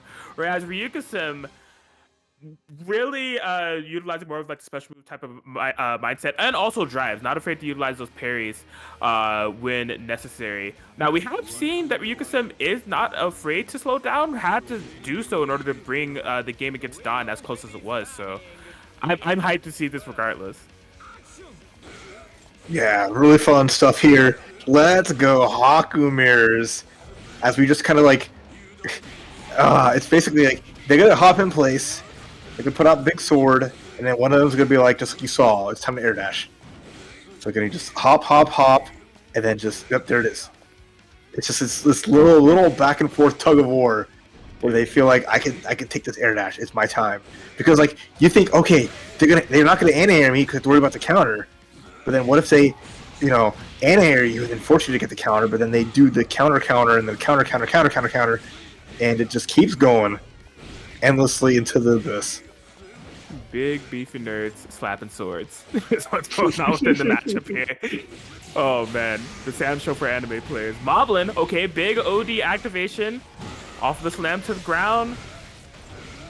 Taking Ryukus into town, massive damage on the table. Oh my god, I felt like that could have been it. A truck right at the end, and now Ryukus gets to get an OD combo of their own. Yeah, we're expending it all, but it's not gonna be enough to finish. I think as though it's gonna be just a one-touch scenario. There's still overdrive in the back to Moblin. Instead, it's just, oh my god, I love it. All that ending just finishes with a neutral tech 2P. Or 2A, whatever you call it. So many fighting games. God dang it. Okay, gets the throw, catches the tech roll. Okay, no tech from Moblin. Oh, Ryukus finds himself in the corner. Be careful. You see those drives coming out on whiff. And we're still doing it. Moblin's like, oh, okay, you whiff one of them? This is going to be my opportunity to strike. Ryukus like, nah, I still got another one for you. You thought I was done? Nah, it's never over. Not by a long shot. Speaking of switch, there you go. Moblin getting the big grab up in the sky. Keep on finishing their combos though, and there's the air. Should be able to do it. Yeah, no problem here, Ryukus. Tied up the rounds. Wouldn't be a mirror if we wouldn't go in the distance. So I'm looking forward to game 3 when we get there. This definitely feels like the matchup of the retreating Hakumen versus the advancing Hakumen. Ryukus definitely being the one that is advancing. Look at this momentum they built within this round 3. Already in the corner. Moblin holding on to the burst and OD from when the time is right. But when is that time? They say it's now. Woo! Oh. Cutting right through, but still. Okay, I like this. Moblin showing that there's still something left in the tank. I love it. Just both jumping at each other. No one wanting to bite because of just the counter wars. Someone will win, someone loses, but right now it's all Moblin. If they can avoid it, they can potentially. Oh my god, big read. Didn't quite work out, but I want to see them get their burst back. I want to see them get an overdrive. Both players. Yeah! Yeah! The delay! Trying to drive through it, that was crazy. Okay. Overdrive is available. Both players. It's gonna come down to this. Oh, never mind. It didn't come out of nothing. It came down to Ryukus deciding that they're gonna be the one to air dash first, and it works out. Oh man, Ryukus taking that game 1. Really down to the wire there between both players, going in a similar fashion of what I would expect. Moblin, I will say, they have been able to capitalize on a good amount of their high damage confirms when they find it, getting into the 6k, 7k territory. What has been missing is the enders, in my opinion. They've been having some odd drops where like there is no wall stick or no slam down to the ground or anything, allowing for Ryukus to kind of tech out and then quickly get things back in their favor. More often than not, leaving Moblin cornered in a situation where I don't think they intend for that to be the closing result. No, I totally agree. But there's like a danger to it, like you see there, right? There's knocking down the character that has plenty of wake-up options against you. So like forcing them to reset and making the situation a little bit weirder is never like a bad idea. So I mean, I can give it the benefit of the doubt, think it's intentional, but it's them playing, I don't know. And again, just they both jump at each other, not pressing a button because they know that someone's gonna hit a jump D instead. We're gonna get the big steppy. Okay, there you go. Oh my gosh, the double big stepper. 1, 2, buckle my shoe for Ryukus. But he's not wearing like laces. You make a valid point. I don't even know if you can take those off, honestly. I think it's all part of the. It's all just one giant onesie. All right, here we go. Clean hit for Ryukus. And again, just what's fun about this kind of matchup is that they both just get meter passively, so just hopping around like bunnies just gets them even more powerful as time goes on. All right, first to air dash for Ryukus, and there you go. It's pretty much what comes down to the matchup. It's everyone just bunny hopping like it's CS:GO until it's time to air dash forward to take a chance. Okay, Ryukus. Yeah, holding on to that life lead. Also trying to hold on to the screen position, right? Just throwing out these normals. Keep you in gel. I want you in this corner. I want you to stay there. Even utilizing the drive in order to maintain it. Big whiff, so opportunity for Moblin to strike. Well, two chances. And then double overdrive. Yukikage gonna get avoided because the hop over. Moblin skirting death. And then overdrive just ends. Both more powerful than they ended it with. And then we're back to the hop wars. so tense. The trade, Moblin, slight life lead, gonna be able to confirm it to a full game here potentially. Yeah, there it is. Yeah, there we go. You're like, please, please, please hit this. Please make me right. God damn it. Oh my gosh, the full dichotomy of playstyle being shown there between Moblin and Ryukusen. You see Moblin trying to carry off from what the previous round ended, create some space, get back to the flinches, neutral game. Ryukusen was like, I'm in there, let me at them. Up and Atkins, let's go. Okay, now just up back in the corner, just trying to find the way out. Again, double jumps, but nice, yeah, barrier against the 2C. Small combo from Moblin, go to the corner. Nothing crazy, but at least, you know, it hits a hit. And I mean, everything's, their life lead obviously not even, but resources, both have overdrive and burst, but Ryukusen again just winning with the air dashes and their timing of it. Oh, what an anti-air! Yeah, his last chance burst. Moblin can't get hit by nothing. Moblin swinging away, trying to get a read on the Ryukusen approach. Beautiful overdrive utilization in order to confirm the punish as Ryukusen takes the set 2-0 over Moblin. Moblin, they're out at 5th place. Good run from them. More Hawkman, better taste, and Ryukusen going to continue on to that bracket, make it to that losers semi-finals, where they will have a chance to make it and crack into the top 3. Yes, 100%. The trio of consistency in the form of Don, Fazama, and Ryukusen is still ringing true within this bracket. These are 3 players that were top 8 at the last Edge of Fate, and they're working into the top 4 territory. Yeah, if I'm not mistaken, like, let's see, go cycling back and forth between brackets here. I was going to say that all of them may have a chance to kind of exceed their place from the last week. I think Ryukusen already has with that win because they finished 7th last week and now they're in the top 4. Fazama in the losers quarterfinal slot, they finished 4th last week, so they're still trying to work back into that position. But consistency on all 3 players' parts is very impressive to see. Oh yeah, for sure. Good ups to you for just like trying to get those quick maths and get a little bit of understanding on stream live. This is not a recording. This is Atkins putting on their professor hat and trying to sort things out and see how people stand. But we will see how people fall as we have another losers match potentially coming up next, as we're seeing the players in the room to get going. Fazama versus AJ Shifter. We saw AJ Shifter taking over Omniscypher 2-0 earlier, but against Fazama is going to be potentially a tall order.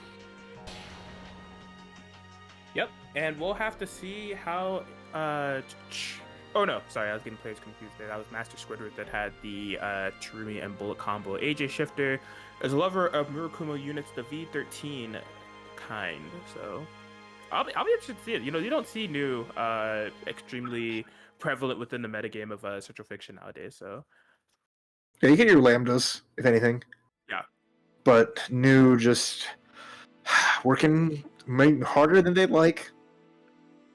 But, you know, not impossible, but definitely you're putting in overtime. You're working hard for minimum wage. You're struggling, but it feels good once you get the results you want. I saw this fun video recently on YouTube. I can't remember the creator's name, but it was like how I think the title was like how not to patch a fighting game character, and it was just like about the history of like new. It was so funny. It's just like because earlier Blazblues, that's where my knowledge was a little bit fuzzy. I got bored. Like, a little bit Fazama, yeah. Yeah, just a little bit Fazama for me, right? But you gotta remember, the game comes out, and it is just there's a handful of characters running Calamity Trigger. And Murakumo units definitely created frustration for everyone and anyone and everyone. And just kind of like this, kind of how it goes. Then you kind of just add a couple more in the mix, just to say, hey, you know what? Let's not worry about balancing one. We can just have more and just one's good, one's bad, one's sad. It's cover all the bases. I love that. All right. Kazama AJ Shifter loses quarterfinal of Edge of Fate. Lap number 2, top 8. Let's go. All right, nice starts here for Fazama again. Just having the tools to get around U13, having plenty in stock, just to make sure the approach is pretty simple. I mean, it's kind of again a battle of both characters is not doing like huge damage. But still, the mobility from Hazama just lends itself to making this match a little more bearable.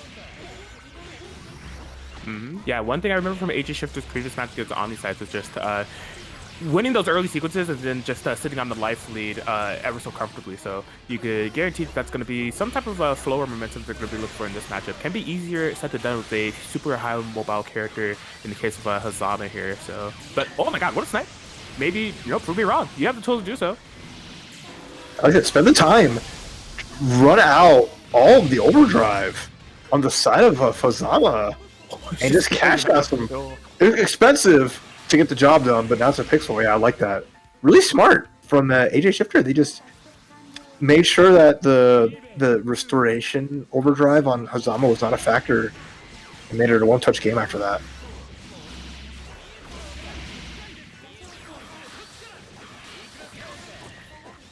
Ooh, okay. Yeah, really interesting neutral game that's being played here, right? Where Fazama obviously has the screen being their playground. Just, dash all over the place. Which way am I going? Super hard to predict. Possibilities are endless. But Shifter on the new having also endless possibilities on which parts of the screen they can cover. So kind of playing that full screen neutral game in the sense of Shifter trying to snipe out Fazama and Fazama trying to find sequences of approach. It's not working out well for Fazama. Yeah. Honestly, like I said, the mobility is always kind of nice, but when you got a block, you're just the same as anybody else. And I know I'm bad at blocking, so everyone else is going to be maybe a little bit better. We don't need a block, though. Wait, we got attention. Hold on. Gonna make good use of this overdrive, and this Fazama, okay. Coming alive.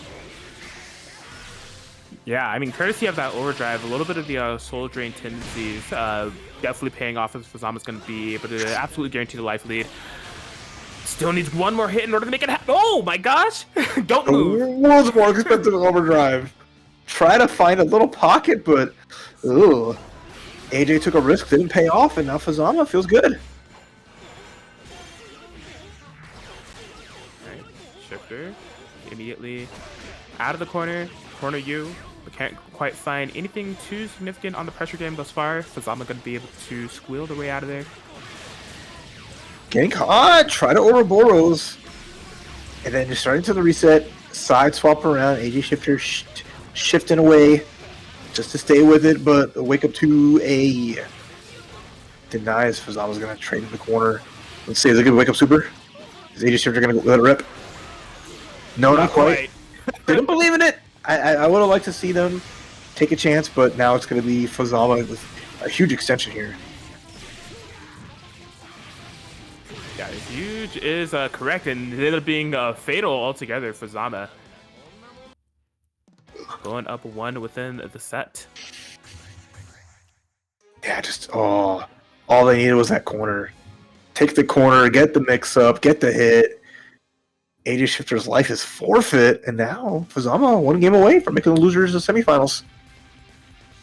I just noticed AJ Shifter's title card. That is very funny and fitting. Zoning prank gone wrong.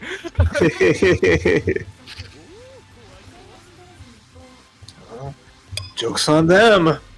Hazama's not the one to be tricked on. He is the one to put the tricks back on you. That's Fazama again gonna go for broke, try to dash in at the start there.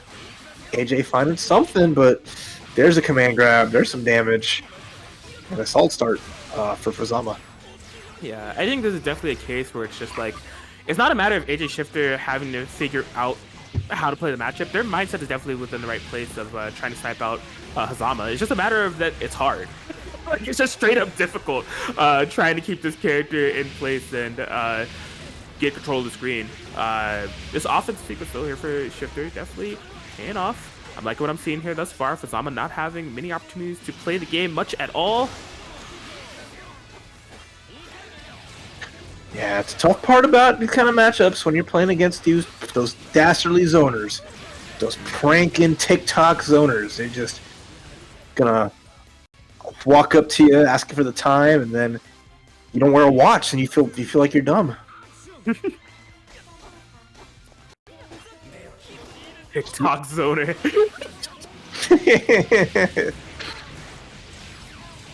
Hey, some people are zoomers, some people are zoners. Takes all kinds, right? True. All right, there's the gravity well. There's the shutdown. AJ Shifter, okay. Big life lead here. Pressure's on too. A lot of meter resources. Fazama just gonna make their way around, but you know, if you are playing a character like New 13 or Lambda, you are committing to a character that needs stellar defense. And so far, AJ Shifter's mostly been able to show that really well. Yeah, really able to cover those parts of the screen where Fazama's trying to navigate. Now just maybe needs one or two more of those finds in order to close this out. Oh, the OD also functioning as a little bit of an air stall, right? Maybe throwing off AJ Shifter's defensive ideology, trying to get an anti-air. Command throw reset, this is rough. Yeah, everything you're worried about so much. And then you have to worry about overdrive command grab super. It's like, of course. Of course I'm going to get snatched. That's that mental stack overload as Fazama run underway. But at least this time, like, AJ didn't blow their overdrive in the second round and start round 3 without it. So it's a good, little good thing. Even if you are getting rushed down super hard. Side swap confirmation here for Fazama. Snatch into the corner. And they're looking to put on the finishing touches if at all possible. Big find on the low, trying to keep things extremely safe to reversals, and they do just that.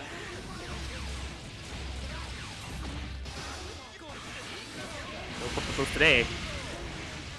AJ Shifter. Okay. Yeah, respect the bar that Fazama has. You throw one errant blade. Oh, here we go. Hold on. Meter spent. Potangent in the corner you go. Extension 2. Yep. Damage is time to pile on. Oh, all scared there. Still was AJ though. Great blocks. Counterassault 2, but tried. Did not escape the corner. Gravity walls there. Overdrive now from Fazama, but the ball. Hold on.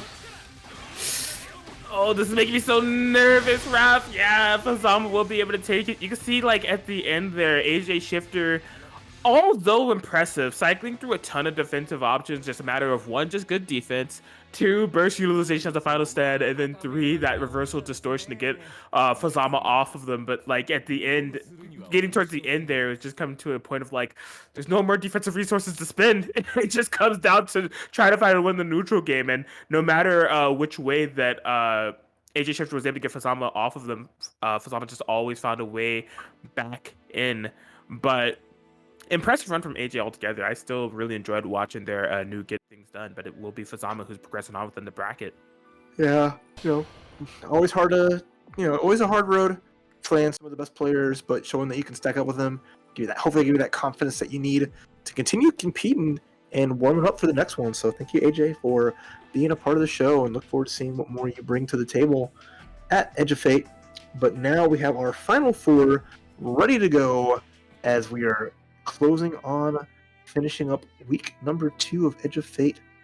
Yeah, still got a ways to go, but we've got Play Guy versus Dawn in that winners finals 2 out of 5, and then Rukusin versus Fazama will be your big matchup in the loser semifinals to see who can get the top 3 and challenge the loser of winners finals.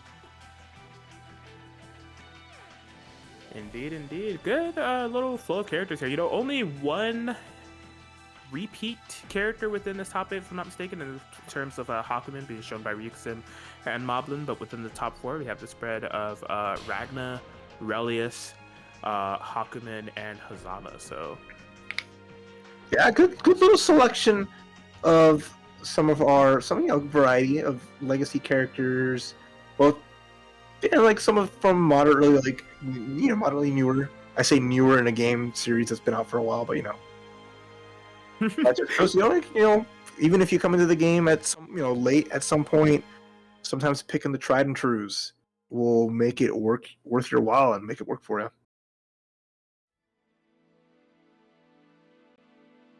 Indeed. Well, yeah, as far as who has stepped up to the plate, going based off of what the lobby shows me, it looks like we're actually going to be going to our winners finals. So first to 3 territory here for Play Guy and Don. Again, these two running just amok within the entirety of this event. They played a lot of Blazblue Centralfiction today, and they've won a lot of Blazblue Centralfiction. Yeah. Neither of them have lost a set quite yet. Yeah, they've lost games at the very least in the top 8, but only one of these people can stay within the winner's side and make it to grand finals there. Once we get our connection stabilized, things get going. But Ragnar versus Relius, a little bit of R&R to cap off what's been a great run of matches so far. Always getting to grand finals winner's side is always a nice little point to just kind of not get too cozy, even though I'm a fan of getting comfy and cozy. But at least okay, I'm in a position to win it. I'm guaranteed top 2 no matter what. So it is, not too much pressure, but, we're going to win. Yep. Yourself. Winding down, almost there. Hope you all have enjoyed it. I just saw Chick Zama put the exclamation point match Reno command in the chat. Great minds think alike, because I was thinking of letting y'all know about that as well. I do see over 50 of you watching, 63 to be exact, and there's 38 codes left. Be sure to hit that claim code before the end of the night. Support the players if you've been enjoying everything that you've been watching thus far. Support the TF community. Support Edge of Fate. Support 956 Productions. But yeah, it looks like we got everything stabilized. We are going to be going to our winners finals right here, right now, between Play Guy and Don.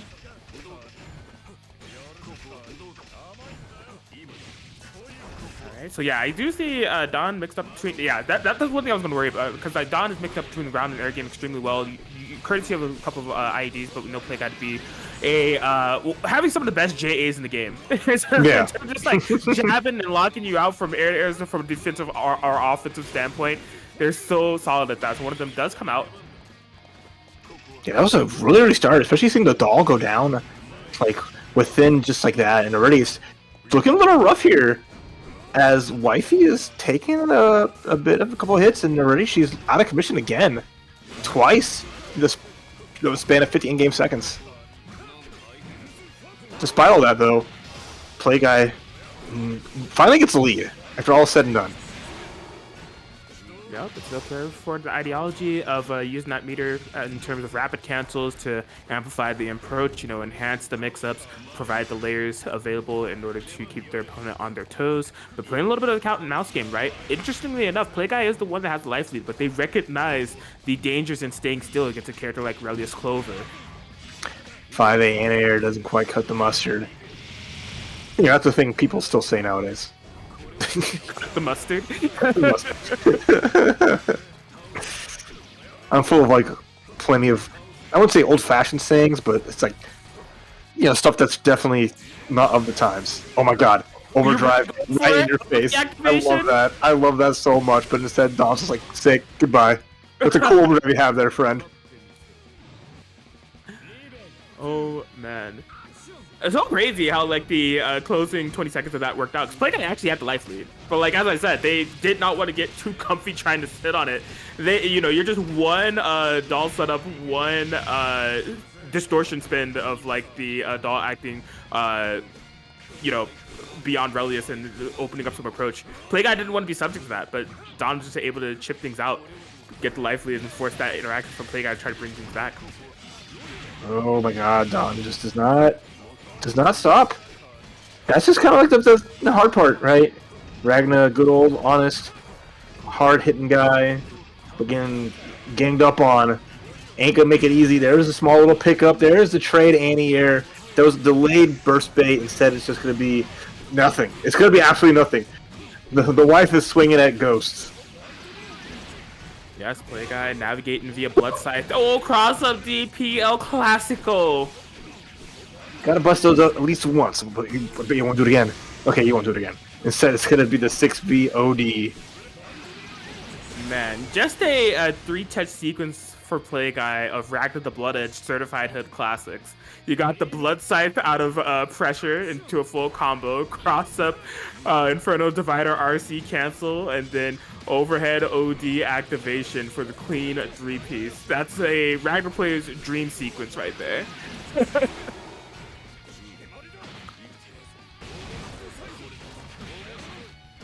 Okay.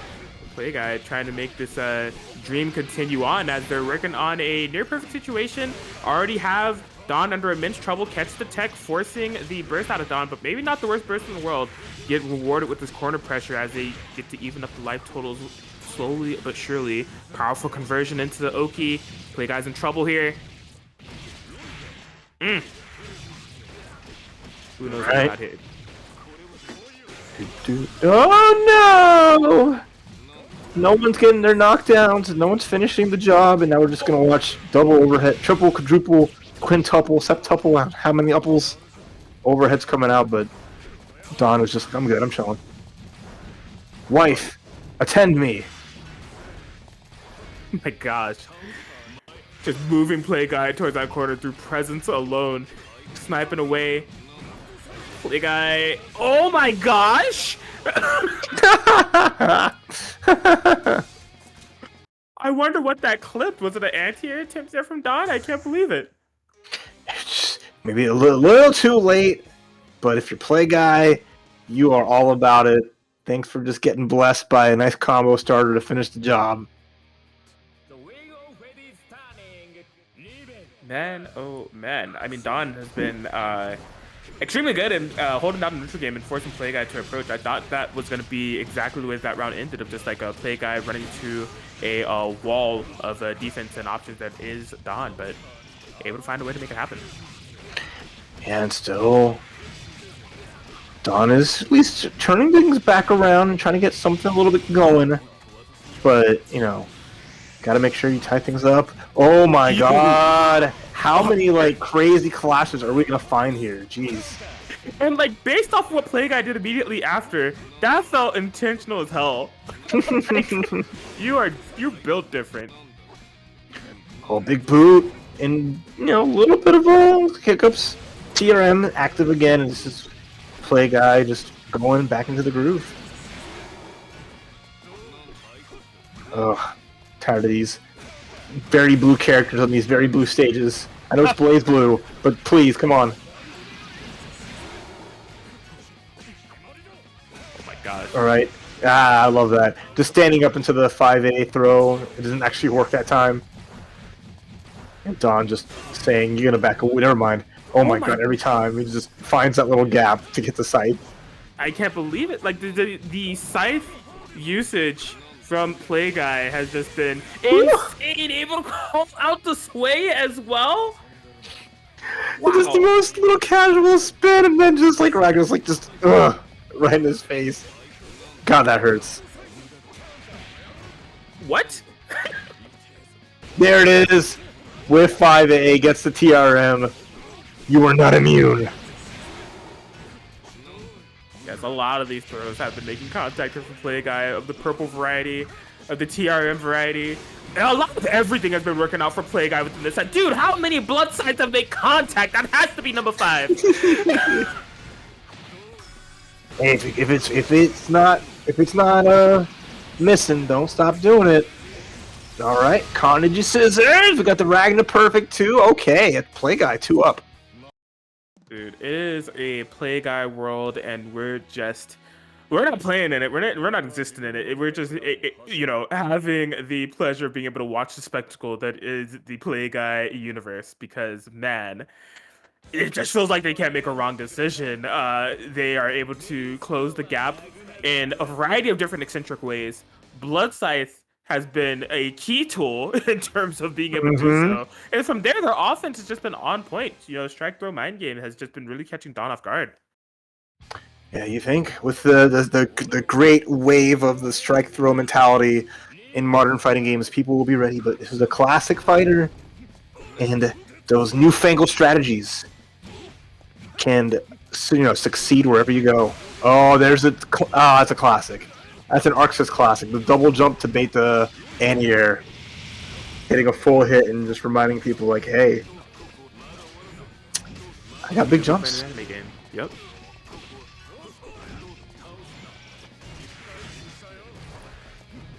Okay. Yeah, play guy exercising a little bit of restraint on the approach this time around. You can see Don getting ready, you know, putting out a ton of hitboxes, none of these crazy blood sides gonna be leading me astray this time around. But play guy, back to the corner we go. This is their comfort zone. 100 bar available. What do we have? Okay, yeah, it's gonna be that throw.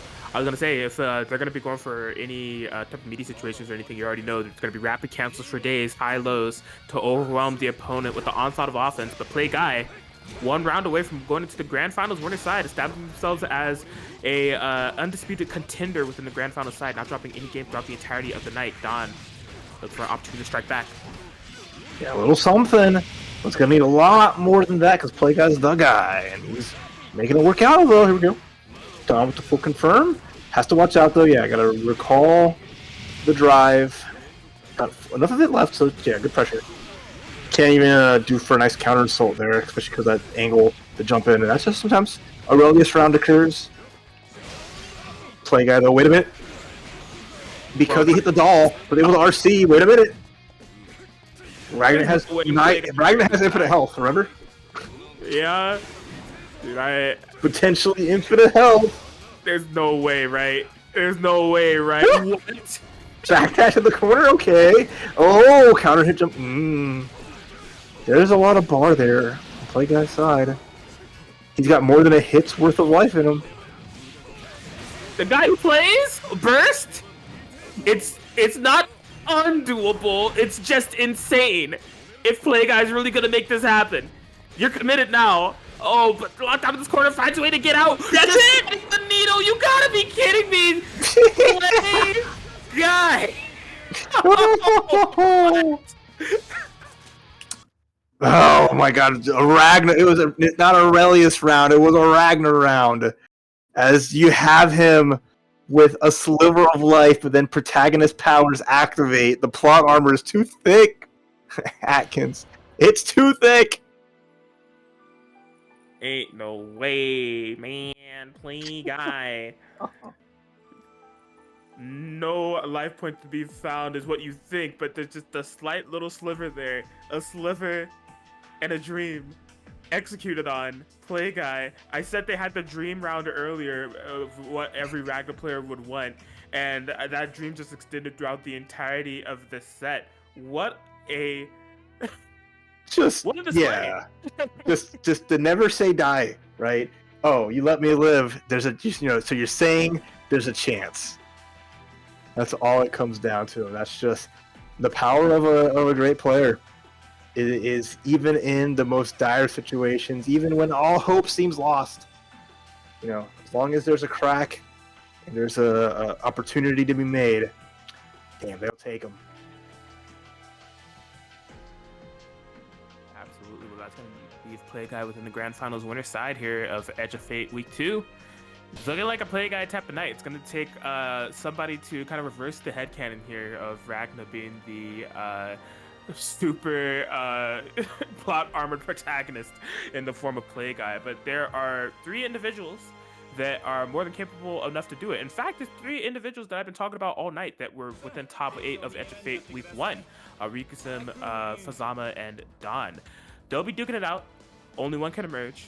We'll have one of them going, one of those sets going up right now within our group semis between Ryukusum and Fazama. Yeah, nice to see. A top 3 is always even better. You want to get as good a placement in the finals if you make it there as can be. Not that I doubt one of these awesome folks aren't going to be at that point, but you want to get as many points as possible and just have a good seeding to make life easier. Mm-hmm. Well, let's see what we got. Fazama, Master of the Skies. Also a master of disguise, the way they're able to be tricky on their approach, really elusive on the mix, having lots of things to pull out of the hat when it comes to the command throws and such. Ryukusum, just a super momentum base player, but also not afraid to swing, not afraid to challenge, and not afraid to hit you where you least expect it when it comes to parries and big swingy normals. Fuzama right now dictating the pace, has his corner positioning, working on a nice little sequence here before we see him fighting out. Back to the corner we go. Jeez, yeah. Oh, I love it. And it does just the delay of it. You launch into the sky. You just have to just wait to come back down. Wait for the next round. This is another match that Fuzama you can see that comfort in, right? Knowing that I have so many angles of approach that I can choose from, and yeah, sure, Hakumen can slice through the chains and make a black hole there. But what if I never actually aim at you directly? What if you never can slice it? Although, Fuzama's getting sliced up, though. I like that. Get that active flow. Good damage, too. Yep.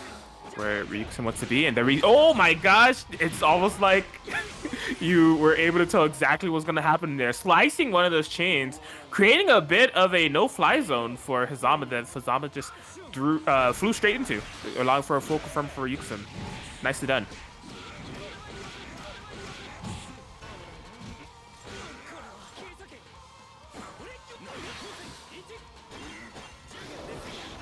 Okay. Oh my god, yeah, lovely barriers try to get out of the pressure sequencing for Ryukin, looking to create some space on that life lead. Beautiful IAD counter hit.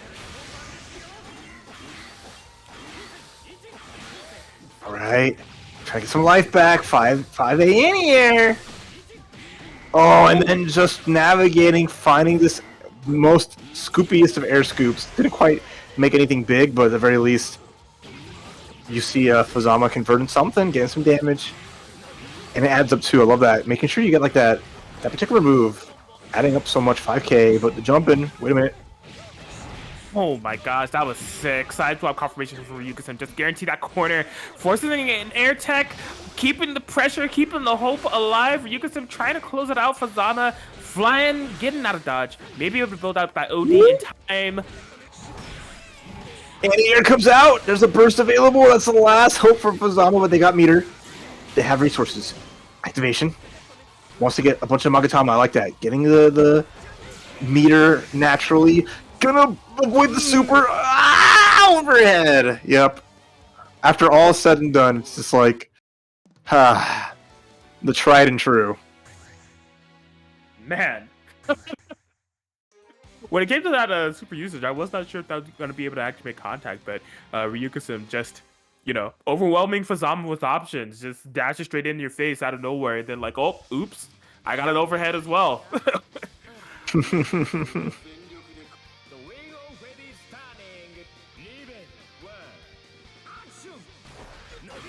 So yeah, I would definitely say that Ryukin is looking like they are cognizant of what needs to be done in the matchup, right? Like, although we talked about their aggression, we talked about some of the more eccentric option usage in terms of drive, they have really been able to precisely navigate around this in terms of finding these impressive air-to-air hits, whether it be on Hazama or whether it be on the chains. They are navigating through it very impressively.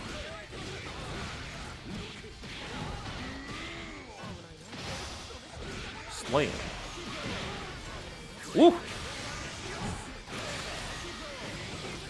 Okay, Fuzama off the OD, gonna be able to get drained life in their favor. A life lead. Oh, counter hit out the Tinged. What do you got for me? Active flow available. You already know the vibes. That'll do it. Fuzama. Clean, clean, clean. Nicely done, as always, from Fuzama. Doing a good job here, just having a good back and forth. Both players it's been a nice little brawl, but Fuzama's just been, I think, edging it out little by little.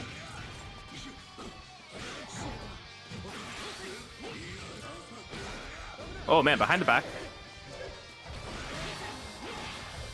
Oh man, just you see like the thing about the way Ryukin has been creating those black holes by stuffing out the chain. It's like Fuzama in their mindset does not foresee that happening, so they're already committed to the ideology of flying to cover that space, and then just get instantly punished for it. Yeah, they've been just on top of it. Oh, here we go again. Fazama. Just every little conversion. Oh, almost had a perfect anti-air. Is ready with everything, and that's just going to be a super for the round and for the win. There it is. Solid response there for Fazama. These two pushing each other to their limits here. Again, this is the last 2 out of 3. So only one of these two will make it to that losers finals, where they'll have a big chance to have a big battle against Dawn. But I'd be hard pressed to tell you who it's going to be. Right there with you. Fighting for so much here, fighting to make a statement with an Edge of Fate, fighting to exceed the placement of the previous week, fighting to get into the top 3 of that Match Arena pot. Exclamation point Match Arena in the chat if you haven't already. Claim code for 25-cent donation. But these two rolling away. Fazama strikes with the first significant one. Gonna be carrying over to the corner.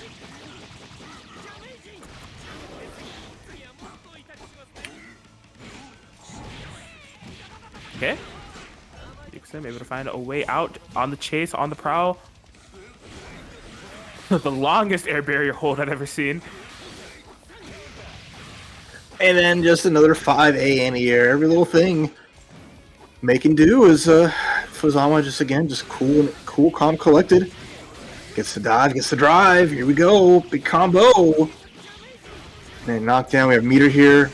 And just gets out of dodge. I love that. Realize I'm not going to go for the mix-up. I see the overdrive. I'm just going to back away slowly, moonwalk to safety. Although, here we go.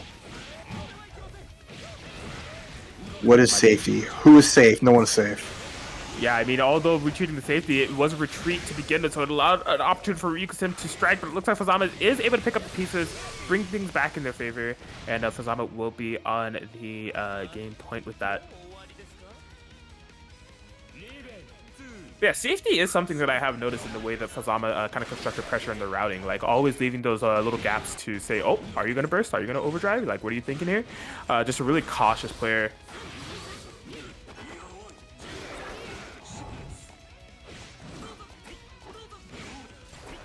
I do see Ryukusim kind of taking to the skies a little bit more, trying to kind of match Fazama's tempo, meet them in the skies, it seems is what they're looking for. Interesting, yeah. Oh, finally! Opportunity! Eventually, Fazama has to come down, and Ryukusim trying to get these anti-airs. Maintains the lead, overhead comes through. I think we're going to get that final round. Should finish that, no problem. Here we go.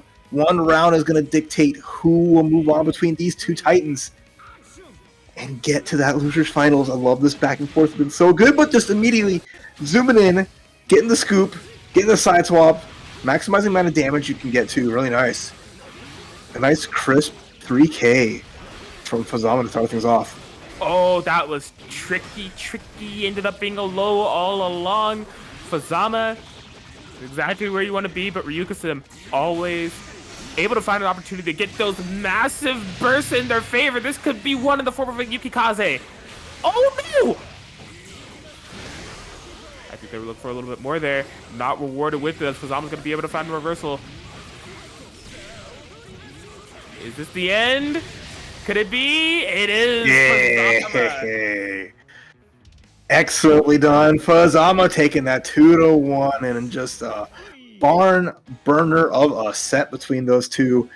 Unfortunately, Ryukusim going to go out at 4th place in this week's Edge of Fate. But a great run nonetheless, and a decent chunk of points. Yes, indeed. I'm impressed with Ryukusim showing tonight, and I mean, again, just the consistency they're bringing to the table within the series, and this is something that Ryukusim can hold their head high about. You know, I'm sure within a competitive mindset, you know, all the players they're within this top 8 are aiming for the top. Ryukusim is slowly but surely climbing their way up. So when it comes to the headcanon of what they're going to be able to achieve here within Edge of Fate, you know, last week they got 7th. This week they got 4th. So if they're aiming for number 1, if they continue on the pacing, you know, continue to grind, may be in sight. All right, we'll see how it plays out for sure. But oh, all right, man, can't believe it's down to like our last 2 matches. After all said and done, it feels like we just started, but it's been, you know, 2 hours and some change. Well, one thing you have to keep in mind, it feels like it just started for us. for these players, they've been playing Centralfiction damn near all day. Like they had like a whole 2-hour ladder they had to play through in order to even qualify for this spot, fighting for the life within this bracket, and we're all the way down to 3. So it's definitely been a big marathon and a test on the endurance of these players, but impressively done because they are still looking sharp. Still looking at the high level, high echelon of North American Blazblue Centralfiction play that we expect from them. And we have 2 of the best, especially within their respective characters, respective field, Fazama and Don coming out to play here for our Losers Finals here at Edge of Fate Ladder 2.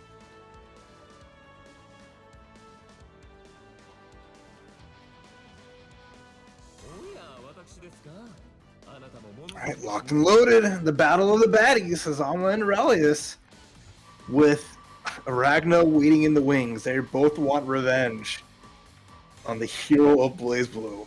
Who will it be in this 3 out of 5 set? Fazama or Dawn? Let's go. Yeah, something interesting to note as well, right? So within the top 8 bracket, these two were on opposite ends, so they did not meet. I was curious if they met in the ladder, and they did not meet there as well. So they've been playing Centralfiction all day against various different types of opponents, extremely strong ones, but haven't had to actually face each other. So both of them wanting to get that run back, but gonna have to overcome a match that they haven't had to play all the freaking day in order to get it.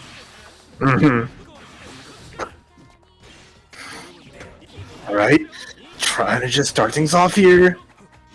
Aurelius knowing that if I have the doll out, I can at least contest some of the room that Fazama is going to want to go to, but so far it's just not really helped out. An extra body not being able to support really, really well. Immediate tech on that grab. Everyone's looking so ready on defense, although the up back gets caught. And now Dawn's going to be able to get some damage on the table. Don, of course, having the doll available to back up the pressure. What an air throw find of all things. Ready for Fazama's up back. Since the panic of trying to escape. Okay, OD gonna be, man, no matter what thing that Fazama tried to utilize to escape, whether it be a jump back, whether it be an OD, it seems like Don is just on top of it.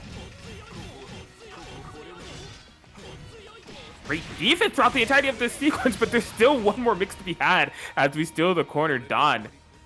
There we go. Don doing the thing, taking that first round, but it's a marathon between both these players. They're going to have to work as hard as possible. There's Ann here.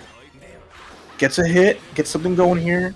Nothing too crazy, but at least it's working out decently. Oh boy. Big combo again. Don with momentum. Fazama knowing that, you know, options for reversal aren't really there.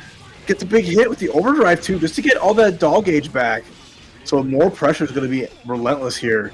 Even if you were Fazama trying to burst, it might be near to impossible to do it safely. Big challenge, big backdash getting caught. Here we go. Fazama found the gap, found opportunity. Yep, get me out of there. Oh, but just run straight into wake up buttons from Fazama.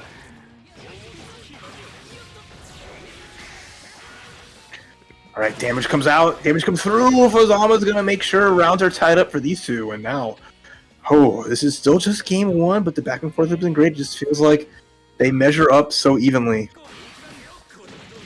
Yeah, absolutely. I mean, the round 1 that we saw very comfortably in Don's favor, but Fazama showing that they are one to be reckoned with as well. And some nice positioning of their own here as they find some corner pressure of their own. Don looking for a way out. 2v1 in order to do it. All right, big damage from Don again. Get an overdrive just to make sure that the doll is fueled up and ready to go. We saw that attempt in the second round. Didn't quite work out too well, but at the very least gets a hit. Reset the pressure into the delayed overdrive. Yeah, delayed air dash. Getting another little hit, and it's just, here we go. Boop, boop, boop, boop, boop. Just love how long these combos take. It's draining on the mental when you're sitting there just getting juggled to death by Aurelius. For real, I mean, not only that, you take all those hits, all that damage, and then you just have in the back of your mind, what am I gonna have to block after this? Like, what do they have cooking for me after this combo is done? Oh no, just the space could not quite get the full confirm that they were looking for there. That would have been massive for Fazama if they were in range. It's pretty simple here. Yeah, after that 2C, just put the lockdown happening. Fazama just getting that pressure, knowing that you can only block for so long. All you need is one touch from these high lows. And it's a clean game, a clean round there, with a game going to Dawn.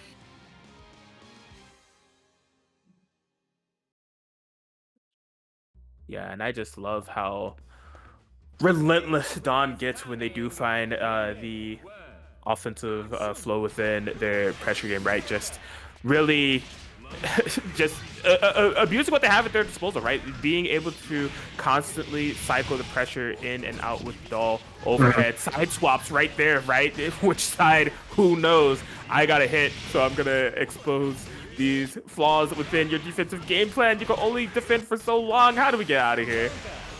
That's the cool part. You don't. Overhead comes through. And now just patience here as Dawn is just maintaining momentum, not overextending, and just recognizing, okay, I got you on lockdown. Counter Soul ain't going to save you. And Dawn just continuing their reign of terror. That felt like a statement of a round there for Dawn to just show that they are really in here trying to close things out. Can never sleep on Fazama though. Match it to the corner. Oh, cannot slam it down, cannot bring it down. This is not the way you want to drop a combo. Fazama instantly getting out of there. Just said, nope, I'm good. Yeah, that's the beauty of Fazama. You don't want to be there? Fine. You know, in a bad spot, just leave.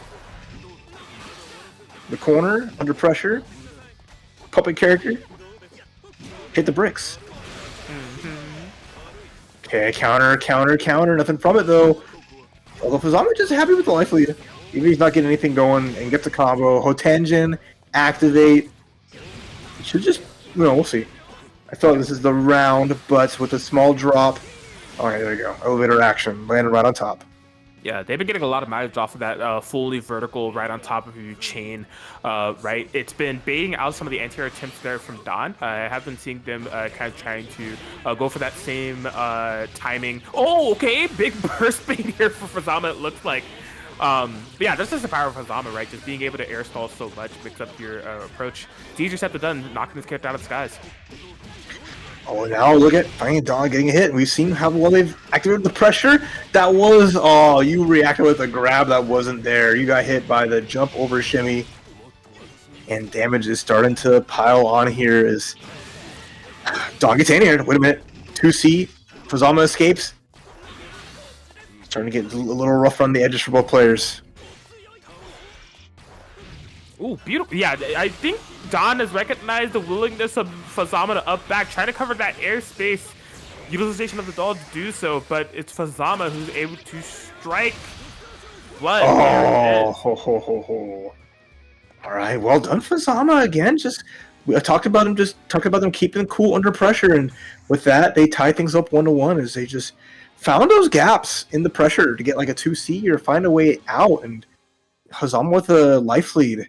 Fazama just happy just to not engage and catch you slipping trying to approach.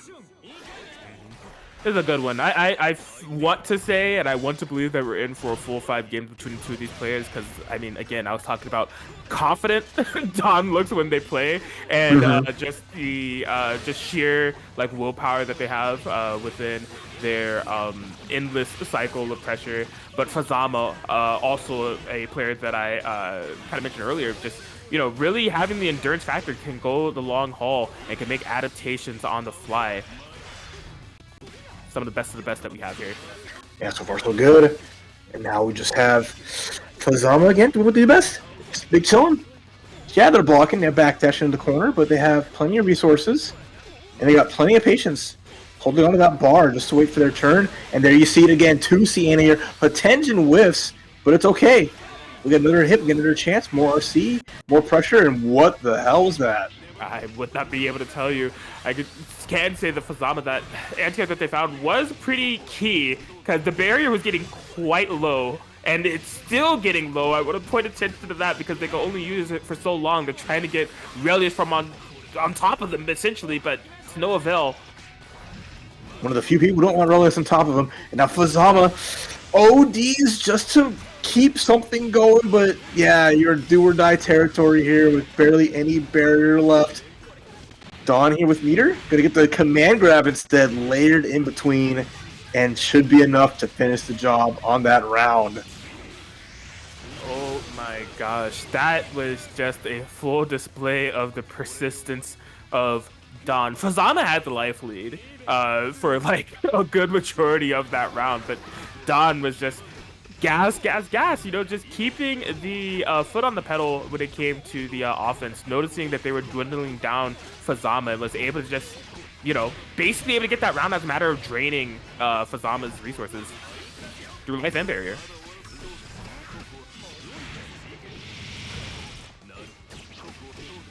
Bruh. I do not envy some of the defensive positions that Fazama finds themselves here when they're fighting Dawn. It's dirty stuff. Yeah, it's crazy. Oh my god! No I way. love that. You saw the overdrive. You got the twinsies. Oh, Dawn, you're so good. Just negating whatever overdrive shenanigans might have come from that. Just from having both there, even an EA would have been hard pressed because the doll was active the entire way through that super. So it's not even a guarantee that EA would get you out of dodge. Oh, just a nice checkmate scenario. And Dawn one game away from getting to grand finals. Yep, you thought you could escape. You thought you were safe. Dawn has so many bases covered when it comes to just making sure you stay locked down. See if they're going to be able to get that run back against Play Guy. Ooh. Summon, unsummon. Okay. Back in the sandwich you go. BB tag mode activate, but instead another clutch 2C. Battle of like the 2Cs. And so far, Fazama's been consistently navigating, grabbing him out, and making it work for him. But, you know, leaving Dawn alive was just a sliver of life. We've seen what players can do once they stay in there. That's an illegal combo. I'm sorry. For real, I hate it. Every time I see it, I'm like, can't be doing that. Ooh, a throw, but nothing. Yeah, ran out of doll gauge, so couldn't even extend the grab. And that's gonna be Fazama just finding a nice sequence there. You know, Dawn trying to mount a comeback, but with such a resource-heavy character that Relius can be, it's a little harder said than done.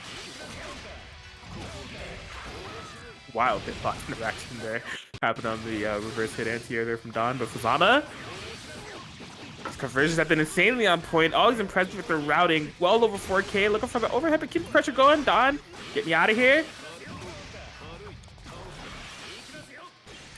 And you go to the corner though, there's no escape! Except Fazama just finds a way. Gonna side swap, I like that. Extend the damage too, and lead is going on. I mean, a game number 5 is in our future here. Didn't get the overdrive super, just ended right beforehand. Still a good chunk of damage in a one-touch scenario with no burst available and only one counter assault. Dawn is gonna be hard pressed, although. Oof. Yeah, I mean, it is pretty Fazama favored, but this is Relius Clover we're talking about. This is Dawn. Okay, you teched up in the air. That's actually a great spot. That was a whiff grab. I saw Relius reach for a can of soda, but unfortunately, we're all out. Gonna have to make a run, probably one that's deeper than the run that these two have had within this bracket, within this ladder. One road is gonna be ending for one of these players, but as I foresaw, as I predicted, it is a game 5 between two of the best Fazama and Dawn, losers finals. Yeah, again, this is just for Play Guy and to fight Play Guy in grand finals. So who is last game between these two already? There's the activation of the overdrive, the counter overdrive back up, and then the EA just immediately out of blocks done. I love that as like Dawn didn't commit when he knew he didn't get a punish, but then Fazama just answered right back, and this is a great lead to get things going.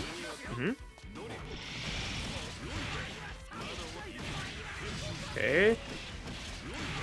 So Dawn does not have to worry about the burst or anything at all, just full license to go in. We have known Dawn to be very comfortable within the aggressor position. Then game 5 is exactly where you want to be. Mm-hmm. Take the pace, set the tone.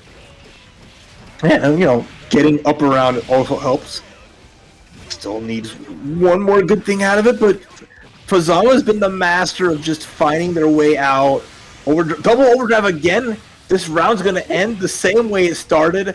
Full resources. I want to see Don yet. Just go for super. Do it again. Nah, just going to hit the skies, hit the bricks. Fazama one game away, one round away from making it to the grand finals. They might do it. They might go all the way. Can never count out Don, though. Yeah, we see the barrier utilization from Fazama, but you can't keep both of us out. Oh, no purple throws. Whoa. Okay, wait a minute. Dashing forward. Nice air dash. That's a counter hit, too. You couldn't ask for a better way for Don's corner adventures to begin here. Plenty of doll gauge, plenty of meter. There's a classic, yeah, gotta guess. Is it going to be the empty low? Is it going to be the delayed air dash? Maybe go for a command grab. Worried about a lot. Counter assault saves the day. Fazama, never say never. 6C, maybe try to catch a tech. But good patience from Don. Good air stall.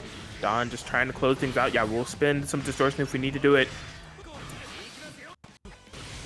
Ooh, and then just the up back drive. Final round. All right. Couldn't be ending any better way as both these players leaving everything on the line. Although Fazama with a burst available. Don has to work the way up to it, but Don gets the first hit. Going for a ride. Gosh, good defense here from Fuzz, but this is what always makes me so nervous. The defense looks so on point, but it's only the beginning when it comes to a character like Relius Clover and the type of pressure that they're able to get started. But they are able to live to see the end of the days. This way, full doll gauge available. Oh my gosh. But a nice catch. I like that from Fazama. Again, Relius in the corner here. Has to be careful. Nice barrier. That would have been unblockable. Huge damage potential. Instead, jump 2C. Bruh. Bursting to put Fazama in the corner. So smart. Yes, I was just gonna say that this is couldn't have asked for a better burst, could have asked for a better way to spend that resource. Don trying to bring this together. Fuzz use the OT. Is this gonna kill James Chen in the building? That'll do. That'll do, Fuzz. Gets the super. What an overdrive. Didn't want to go for the EA, instead went for Hotenjin, which is just amazingly fast on that whiff. Fazama just, oh my god, calling out Don and taking it 3-2. Insane. Amazing stuff there from Fazama. That's the way that you want to take it, dude, because when Don was finding a lot of that pressure within this set, it just seemed like Don had a lot of counterplay to the option that Fazama was showing defensively. We saw some air throws come into the mix in order to call out the up back. We saw some counterplay to barriers as well in order to just maintain pressure and calling out the space that Fazama was trying to create. And we saw impressively that setup with the doll distortion in order to take advantage of the invul frames that Fazama created themselves on the overdrive activation in one of those previous games. But this time around, just having the last laugh, saying I have the full way out of this pressure and a way to secure my W, a way to get my run back against the guy that plays in grand finals. Fazama is here. Fazama is here. And, Don was here, but now he's there. Definitely a great run, getting to that third place. It was a battle of, Don, one of the few who had a immaculate run on the ladder, but, still a good spot to go into, for week 2. But now the story is going to be Fazama versus Playguy. One more time. Into the brink as Playguy 3-0'd Don. 2-1 Fazama. So can Fazama be the one to knock Playguy down a peg, or will Playguy continue to coast in the winner's side and finish the job? We shall have to see. Yeah, I mean, throughout the, I want to say 9. Let's see. Yeah, because Playguy was 7-0 within the ladder, has had to play 3 sets within this bracket so far. So actually 10 sets. I'm not gonna do backwards math on that one. Yeah, you got 10 seconds. All right, you got no calculator. You got 10 seconds. I'm putting away the abacus. I'm putting away the scrolls. My calculator app on Microsoft is gone. We got grand finals here of Edge of Fate. Week 2 between Play Guy and Fazama. Here we go. Big time. And already Play Guys just doing what they do best. Matching Hazama in the air. Finding a way just to bring him down to the ground and put some pressure on. But Hazama, who's been getting great hits just like that. But a smart burst again is, a lot of opportunities to burst Hazama in the corner and put pressure. Alright. Yeah, man, I just love this. Despite some of the breaks the Play Guys had to take despite with their placement within the bracket being a winner side, they haven't played some BBCF in a while. They're still looking just as warm as ever, ready to go. This signature pressure that we know and love. Alright, catches a hit. Getting a little crazy, getting a little kooky. Didn't get the grab reset, but I appreciate Fazama going for the cute stuff. Zipping around. It's just, I love it because it's like Play Guys just like run block. And Fazama's just like, I'm going to dash left, right, with this, go up here, down here, up there, and no one's accomplishing anything, but it looks cool. Right? Alright, the classic air throw tech. Fazama ready for Play Guy shenanigans and a big combo. Should be able to extend it here. Doesn't get the finish, but a one touch. Ooh.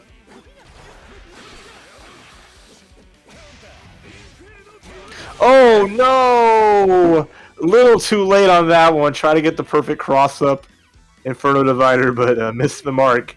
Maybe you saw someone on the other side of the corner. Oh my god. Interesting round start. Just swing it away. Play Guy did have the run up barrier in order to defend. Now? Okay. Gone to let the haters. Wow, okay, run up throw. Play Guy starting to feel it. Could it be a Play Guy round? We all know what a Play Guy round is. Looking like one of those. Although Fazama, again, been the master of disaster, escaping these dire situations and finding an opportunity where there was not one. There's a knockdown, there's extension. Should just be a simple 3K one more time. And try to cash out, try to catch. Oh my god, we're just whiffing all over the place. Ooh. Out of there. Yeah, you're not going to scythe. The scythe on Relius, maybe. But Fazama's been too on point with these anti-airs. Oh, even blocking the cross-up Inferno Divider. I mean, Play Guy definitely showed that hand in round 1, so I think Fazama was just a little more ready for it. Mm-hmm. Okay, go for a throw. There it is, yep. Called it. And okay, side swap 5A into the anti-air. Play Guy not going for the barrier, wasn't quite ready for the cross-up anti-air. Game 1 Fazama. There it is. Alright, I'll go to what I was about to allude before this set started. Because I thought this was the case, but it seemed like such an insane statistic that I wanted verification before saying it. But I couldn't research fast enough. My alt-tabbing skills are not there, so I decided to just let the game go. But Play Guy has only lost 3 games within like the entire hour run. So within the ladder, it was only 2-0s against like everybody that they even played against. And in the bracket, they've only dropped a game to Moblin in winners quarters, a game to Fazama in winners semis, and now a game to Fazama here in grand finals. So just kind of really putting into perspective how on fire Play Guy has been tonight. Exactly, he's just been on top of it. But the Fazama though, with a great run and a great losers finals match, right? So feeling really good, is getting better, as time passes on, as games go by. And again, already with a great start here, just showing that Play Guy is not the only guy around here. Gotta watch out for the Fuzz. If anyone's going to be able to knock Play Guy off the pedestal that they're currently on, it would be Fuzz, one of the more qualified individuals to do so based off of statistics alone. But Play Guy is that guy. Switch it up to momentum. Snatch it to the corner. What are we cooking? Classic 2A, but Fazama found the one, threaded the needle. Immediately, all right, cool, I'm out. Jumped over, get the side swap, now getting anti-airs. Everything's just been on point. Anti-airs, defense, combo choices, just little things, and that puts together a solid player. Good foundation. Pick pressure so insanely on point. The moment that you think you have an opportunity to escape is the moment that Play Guy strikes. Oh, okay. Oh, the whiff punish. Because I'm instantly bursting that one. And rightfully so. Gotta be able to get this full combo. Play Guy. No escape options available. The pickup. Boom! All right, distortion finish. Well done, Fazama, who's won 3 rounds straight and has just been on a tear. Getting the momentum from winning losers finals. Playing hot. Staying fuzzy. Oh, here we go. That's a great way to start a round. Get that air throw. Especially because it's been Play Guy who's been going for the air throws mostly to start things out. So I really like that just to get a catch and get things going, especially now that Play Guy's in the corner. Under heavy pressure, 5A connects, and now we're just going all the way through. Hey, yo. Fazana. Look at them go. Oh my gosh, catching the air tech. They're still hitting the buttons, trying to close things out. Play Guy has that burst in overdrive available. 2A? Hello? Oh, word. Oh, yeah. Oh, here we go. Well, we've seen Play Guy do this before. Dragon with a little bit of life. Oh, but the Scythe misses. Doesn't get it devoured by darkness. Overdrive version, but it's okay. Meter's there. Pressure's there. If we bait the counter assault, I think we're fine. Ah! Command grab, that's it! We did not bait the counter assault. We were not fine. Fazama sneaks it away without, letting Play Guy get that big turnaround that we're trying to aim for. It's 2-0 Fazama. Yeah, that was definitely going to call into question how deep the Play Guy plot armor runs, because the job combo off the OD activation, if the turnaround point for Play Guy was really going to be that whiff Gauntlet Hades into second hit, rapid cancel, hit confirm, is what turns around they got that round. I was like, all right, Play Guy, come on.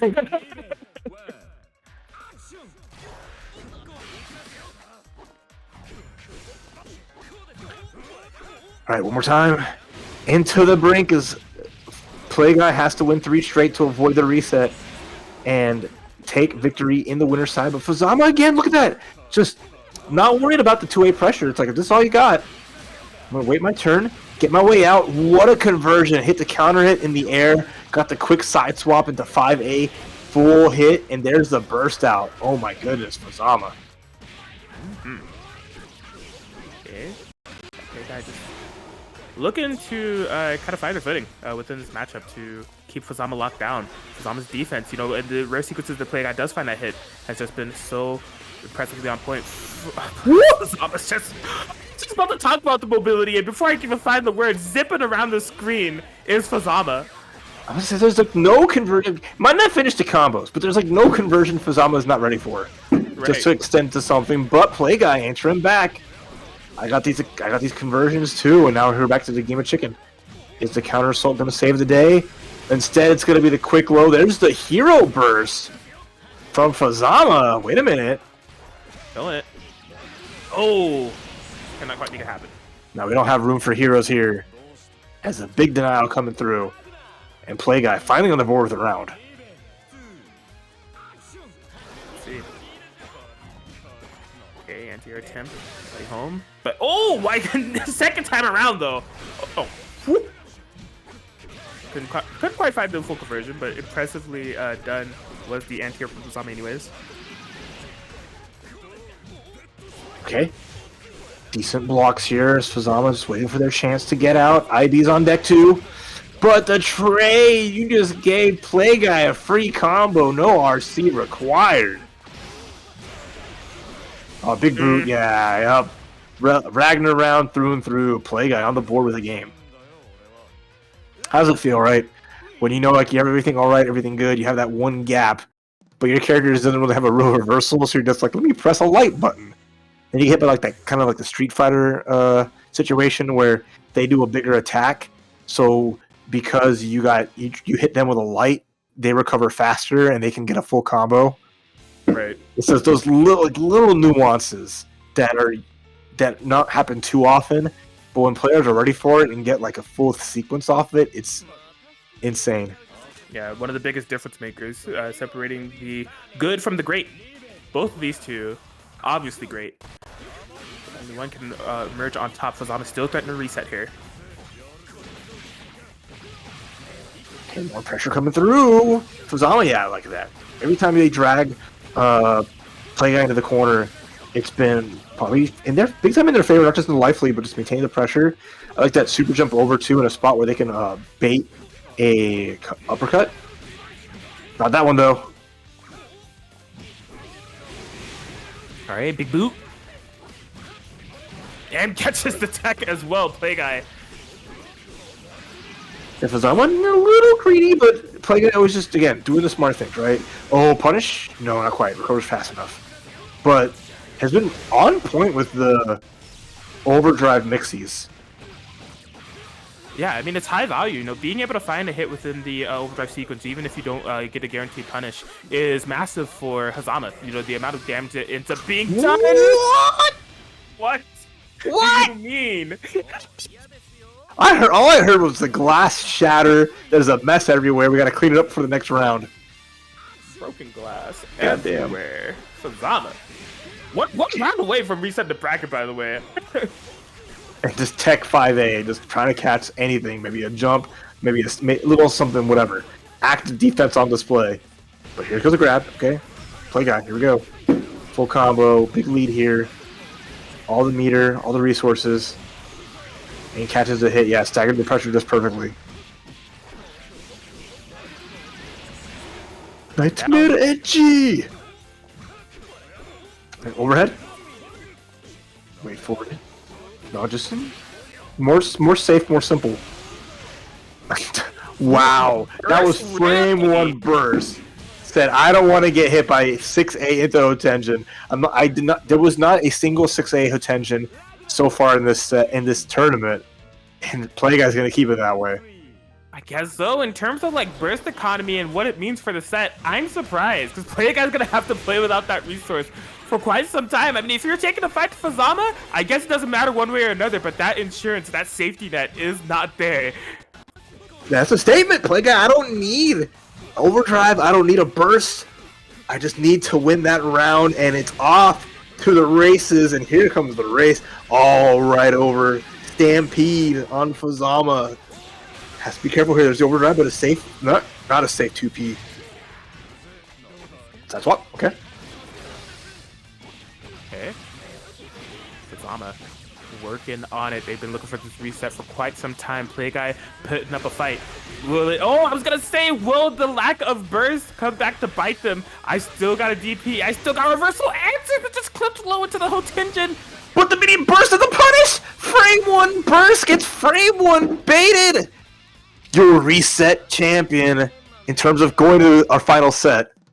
But now we will find who our grand champion will be. As now everyone's in the loser's bracket. Everyone is now on even footing. Ridiculous combo of just like, okay, I got that clean hit. I'm going to go for the fadeaway drive. And because it was a immediate burst, Fazama was just like sick. I look so good right now. That's one for the highlight reel. I would say so. A situation for the highlight reel and a win for the history books here for Fazama, as that was a pretty important set. You know, you're talking 3-1 over Play Guy, a player who we talked about who's been so dominant tonight on a tear. Really, if you just go based off of the road that they've taken in order to get here, was a favorite to just, take that without a reset. But Fazama striking blood, not even a 3-2 situation, a 3-1 situation, letting you know that they're here to play. Yeah, and we got a final set, final 3 out of 5. And as much as I like seeing the funny number in the match arena, we still have 30-something codes that y'all can click on right now. Hit that link. Please, please, please log in with one click to the match arena. Use up those coupon codes. Let's get our players a little bit of money for their hard work this Sunday. That's what I'm talking about. Get down on it. Click down on it. Claim code button. Grand Finals reset. Edge of Fate Week 2. Play Guy Fazama. This is the last of the Centralfiction for the night. Peak fiction, if you ask me. Oh, for sure. It's always peak fiction with Centralfiction. As we're moving and grooving, and again, Fazama is not skipped a beat. Finding, again, all the opportunities just to turn things around, get those hits, and make the most of it. Oh my God. Oh my goodness. Just the casual hop board with the jump 2C just going hit the deep cross up. And just managed to get a full conversion off that. Fazama still on a tear after getting a reset. How much gas do either of these players have left in the tank at this point, to be honest? Fazama he's got an electric vehicle, right? Fazama is always charged up. Efficient. I like it. You know, and then Plagueye's the guy with the rubber hose trying to siphon any of the fuel he can get, but it's an EV. There's no gas in there. Okay, nice tech. I haven't seen Plagueye get many grabs in these final sets, as Fazama is looking like really ready for most of them. Okay, big knockdown, 5K. Nutty damage. Woo. For real. Oh, TRM in between. Oh yes, he did it. Hey, yo. And then that's not the first time the Plagueye showed that option to Fazama, but I'm pretty sure that's the first time it's been successful. Jump AA gets the throw, catching Fazama with the TRM, but Fazama just doing, again, unshakable. Continues just to put on pressure and put on a show. Okay. Yeah, there you go. Challenging IB and then jumping out, avoiding the beast, getting out of dodge, but Plagueye getting a confirm here. Even between both of them, a small overdrive coming very soon. Oh, wait, no, man. Frame trap, RC, big gap, big damage. Big implications on the first game of this Grand Finals reset here for Plagueye. Okay, the 2A is... Oh my... The blood side was the last thing I expected in that situation. I think just kind of taking advantage of, like, knowing that that 2A was safe, knowing that Fazama knows that that 2A was safe, and trying to find an opportunity to capitalize on the situation of if Fazama was going to respect, you know, not challenge, and saying, you know, good old blood scythe. Giving Nothing beats that. For real, it's been giving me so much mileage, so much good stuff to play with throughout the entirety of this night. I'm going with that. It's, again, both players just playing at their apex, having these extra layers against each other and just making sure that there's like no avenue that goes unchecked. Apex Legends.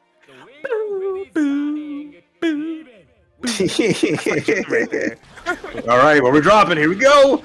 Right behind Hazama is where we're going. Caught him unawares. And already a good start for Plagueye, who was almost about to lose that first game and let Fazama keep on going, but a big grab comes through, and oh my god.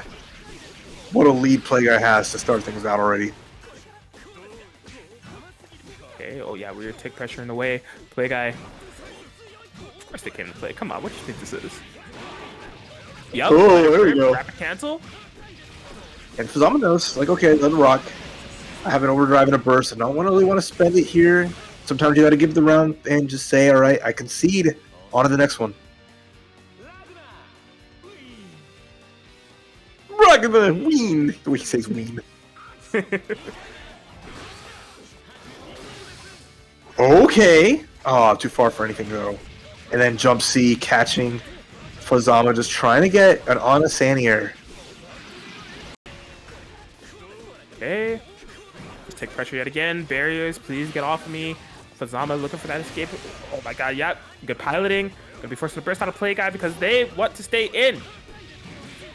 And again, just getting hit by mids. Just the safe pressure works out that time, continuing the 2-piece string. There's the overhead. Every time Fazama is blocking while in overdrive, has not blocked a 6B because just the green haze making mix-ups more potent. Jeez. Yes. So hard to see what's going on over there. Plagueye, yeah, double jumps, trying to bait out some anti-airs, trying to bait out some movement from Fazama. They are able to get out. Still in dire circumstances, a really tough situation to be in. This is not where you want to be scrapping. Well, how did you confirm this, bro? Relax.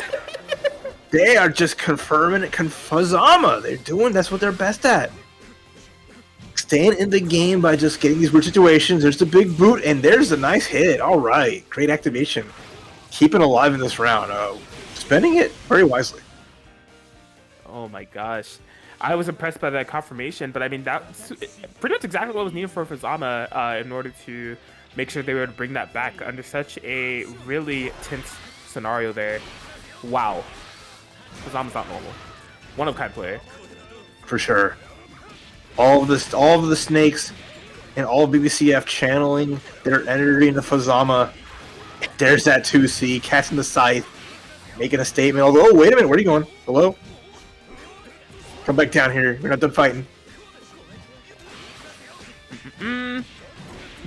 Just tap it away. Able to find a landing. Here comes Play Guy. And again, you are not immune to whiff 5A TRM throw. This is rough. You're talking about, you know, if Play Guy's able to find a clean hit, go straight to the OD, guaranteed to kill. You can see they're looking for it right now. It's the throw, and exactly what I was talking about. It's gonna be unburstable Play Guy. And we're not even gonna get cute with Astral. No, we're just gonna make sure we got our overdrive combos ready to go. Play Guy 2 up, poised for victory over Fazama. One more away. Play Guy, seemingly the protagonist of the bracket on the protagonist character Ragna, looked unshakable, ran into a canon meetup with Fazama on the other end. That's the one that's been pushing Ragna to the edge, the blood edge.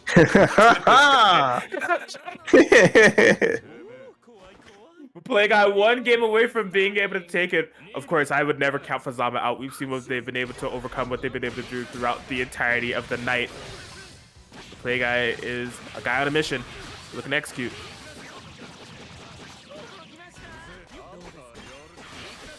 Alright, pressure's on again. Fazama knowing that the heat is on, but Play Guy under pressure, finally just, you know, happy to say, I gotta lead, you want to get something going, I'm gonna uppercut. Because you are just really trying to overstay your welcome with this pressure. Oh, and there it is again. Big 2A. Just open stuff up, getting a little bit of damage and maintaining the pressure. Okay, check out of the corner. No, yeah, you are not able to punish. Play Guy swinging, taking advantage. Okay. Zone. And with that, match point, tournament point, Play Guy one away. To get in a 3-0 after the reset, let Fazama have a little bit of time in the sun, showcasing that they got the juice and they got some cool stuff, but Play Guy is still that guy. Early hit. Oh, here we go. Yep, layering on all the pressures that they possibly can. No, this is another one of those I am in control bursts. That's right. We've seen Play Guy do it pretty much a couple times now within the set. And finally, oh, didn't get the full combo, but finally hits that 6A Hotenjin. At least one of, like, the classic Hazama big damage combos, but Play Guy got meter. You gotta respect it, and there we go! Overhead RC, not ready for that one that time. What's the next guess wins? Play Guy's gonna go for the grab? Potentially, the question is when. The barrier's just straight out of range. Fazama able to find the proper point to hit the button, get things in their favor. There it is. All right. Not out of this yet. Yeah, still has to win a round to get a game and win 3 games straight to bring this back, but Play Guy in full control. Here we go. Oh my gosh. Barrier putting out those jabs, not allowed for Fazama to traverse the skies for free. Another one of those signature Play Guy air airs coming into play.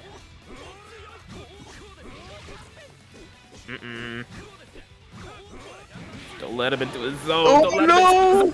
The time you thought was your chance. Every time you're just thinking I can block this out. There's a gap. Instead, Play Guy says, no, you're gonna get gapped. Final overdrive activation. There's the EA.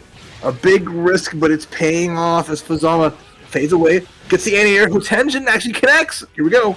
Hey, yo. Snatches to the corner. Great amount of damage to be found here for Fazama. Going to be evening things up quite a bit. Play Guy still has resources available. Takes out of the corner. Are you kidding me?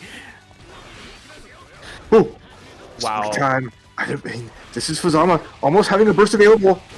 Another overdrive. There's the burst from Play Guy, but gets a clean hit, a medium burst back. Next touch.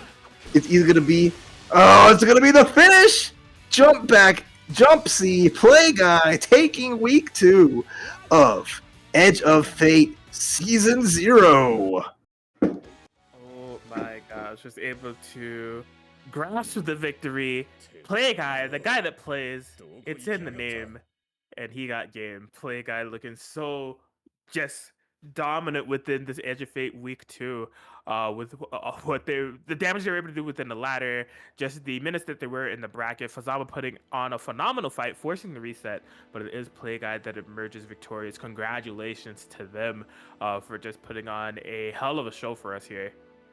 Yeah, exceptional from everyone involved. I mean, we started everyone in the winner's side for this like 8-person extravaganza, and then it just played off into a wonderful bracket featuring some of North America's finest. But big ups to Play Guy being your grand champion here for week 2 and getting a good lead in a nice spot in the eventual finale of season 0. But even up for Fuzama, a hard road, a hard battles fought, falling at second place. Still really impressive stuff. And then third place to Dawn. So great top 3. Good representation, good characters, and just saw a lot of fun matches. I'd say so. That trio is going to be opted into the Matcherino. If you have not by now, !Matcherino in the chat. Of course, hit that claim code to support the players. They put on like I said, a hell of a show tonight. And it's been a long haul of what they've had to do. You know, you're talking the ladder and then a bracket straight afterwards. So they definitely earned it. Hit the claim code so you make sure those players get paid. And yeah, just once again, I gotta show some love. Shout out to 956 Productions, Chick Zama, for putting this on for the Centralfiction community. This Edge of Fate idea is fire because, hey, this format, this grind continues into the next week. Week 3 is coming right up. Be sure to sign up for that and show some love and get some games. You know, the ladder format is one of the prime formats to just get some sets back to back with some of the best that NA has to offer. And I'm happy that they had me on the mic and happy to do another great Centralfiction commentary set with the one and only Raph. Yeah, it was really fun hanging out with you, Mr. Atkins. And everyone who chilled out and hung out with us, thank you all so much.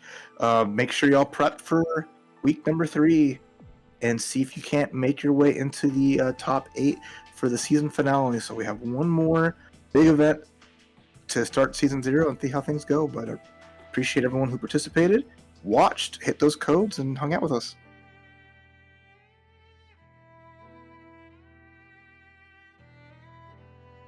All right, we out.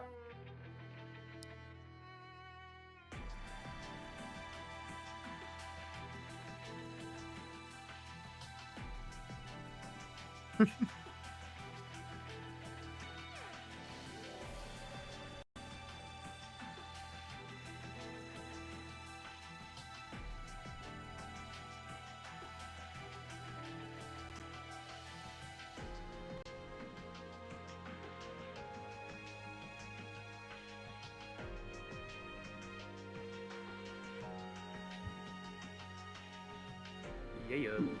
Oh yeah, thank you for having us. Take it easy, everyone. Good night, though.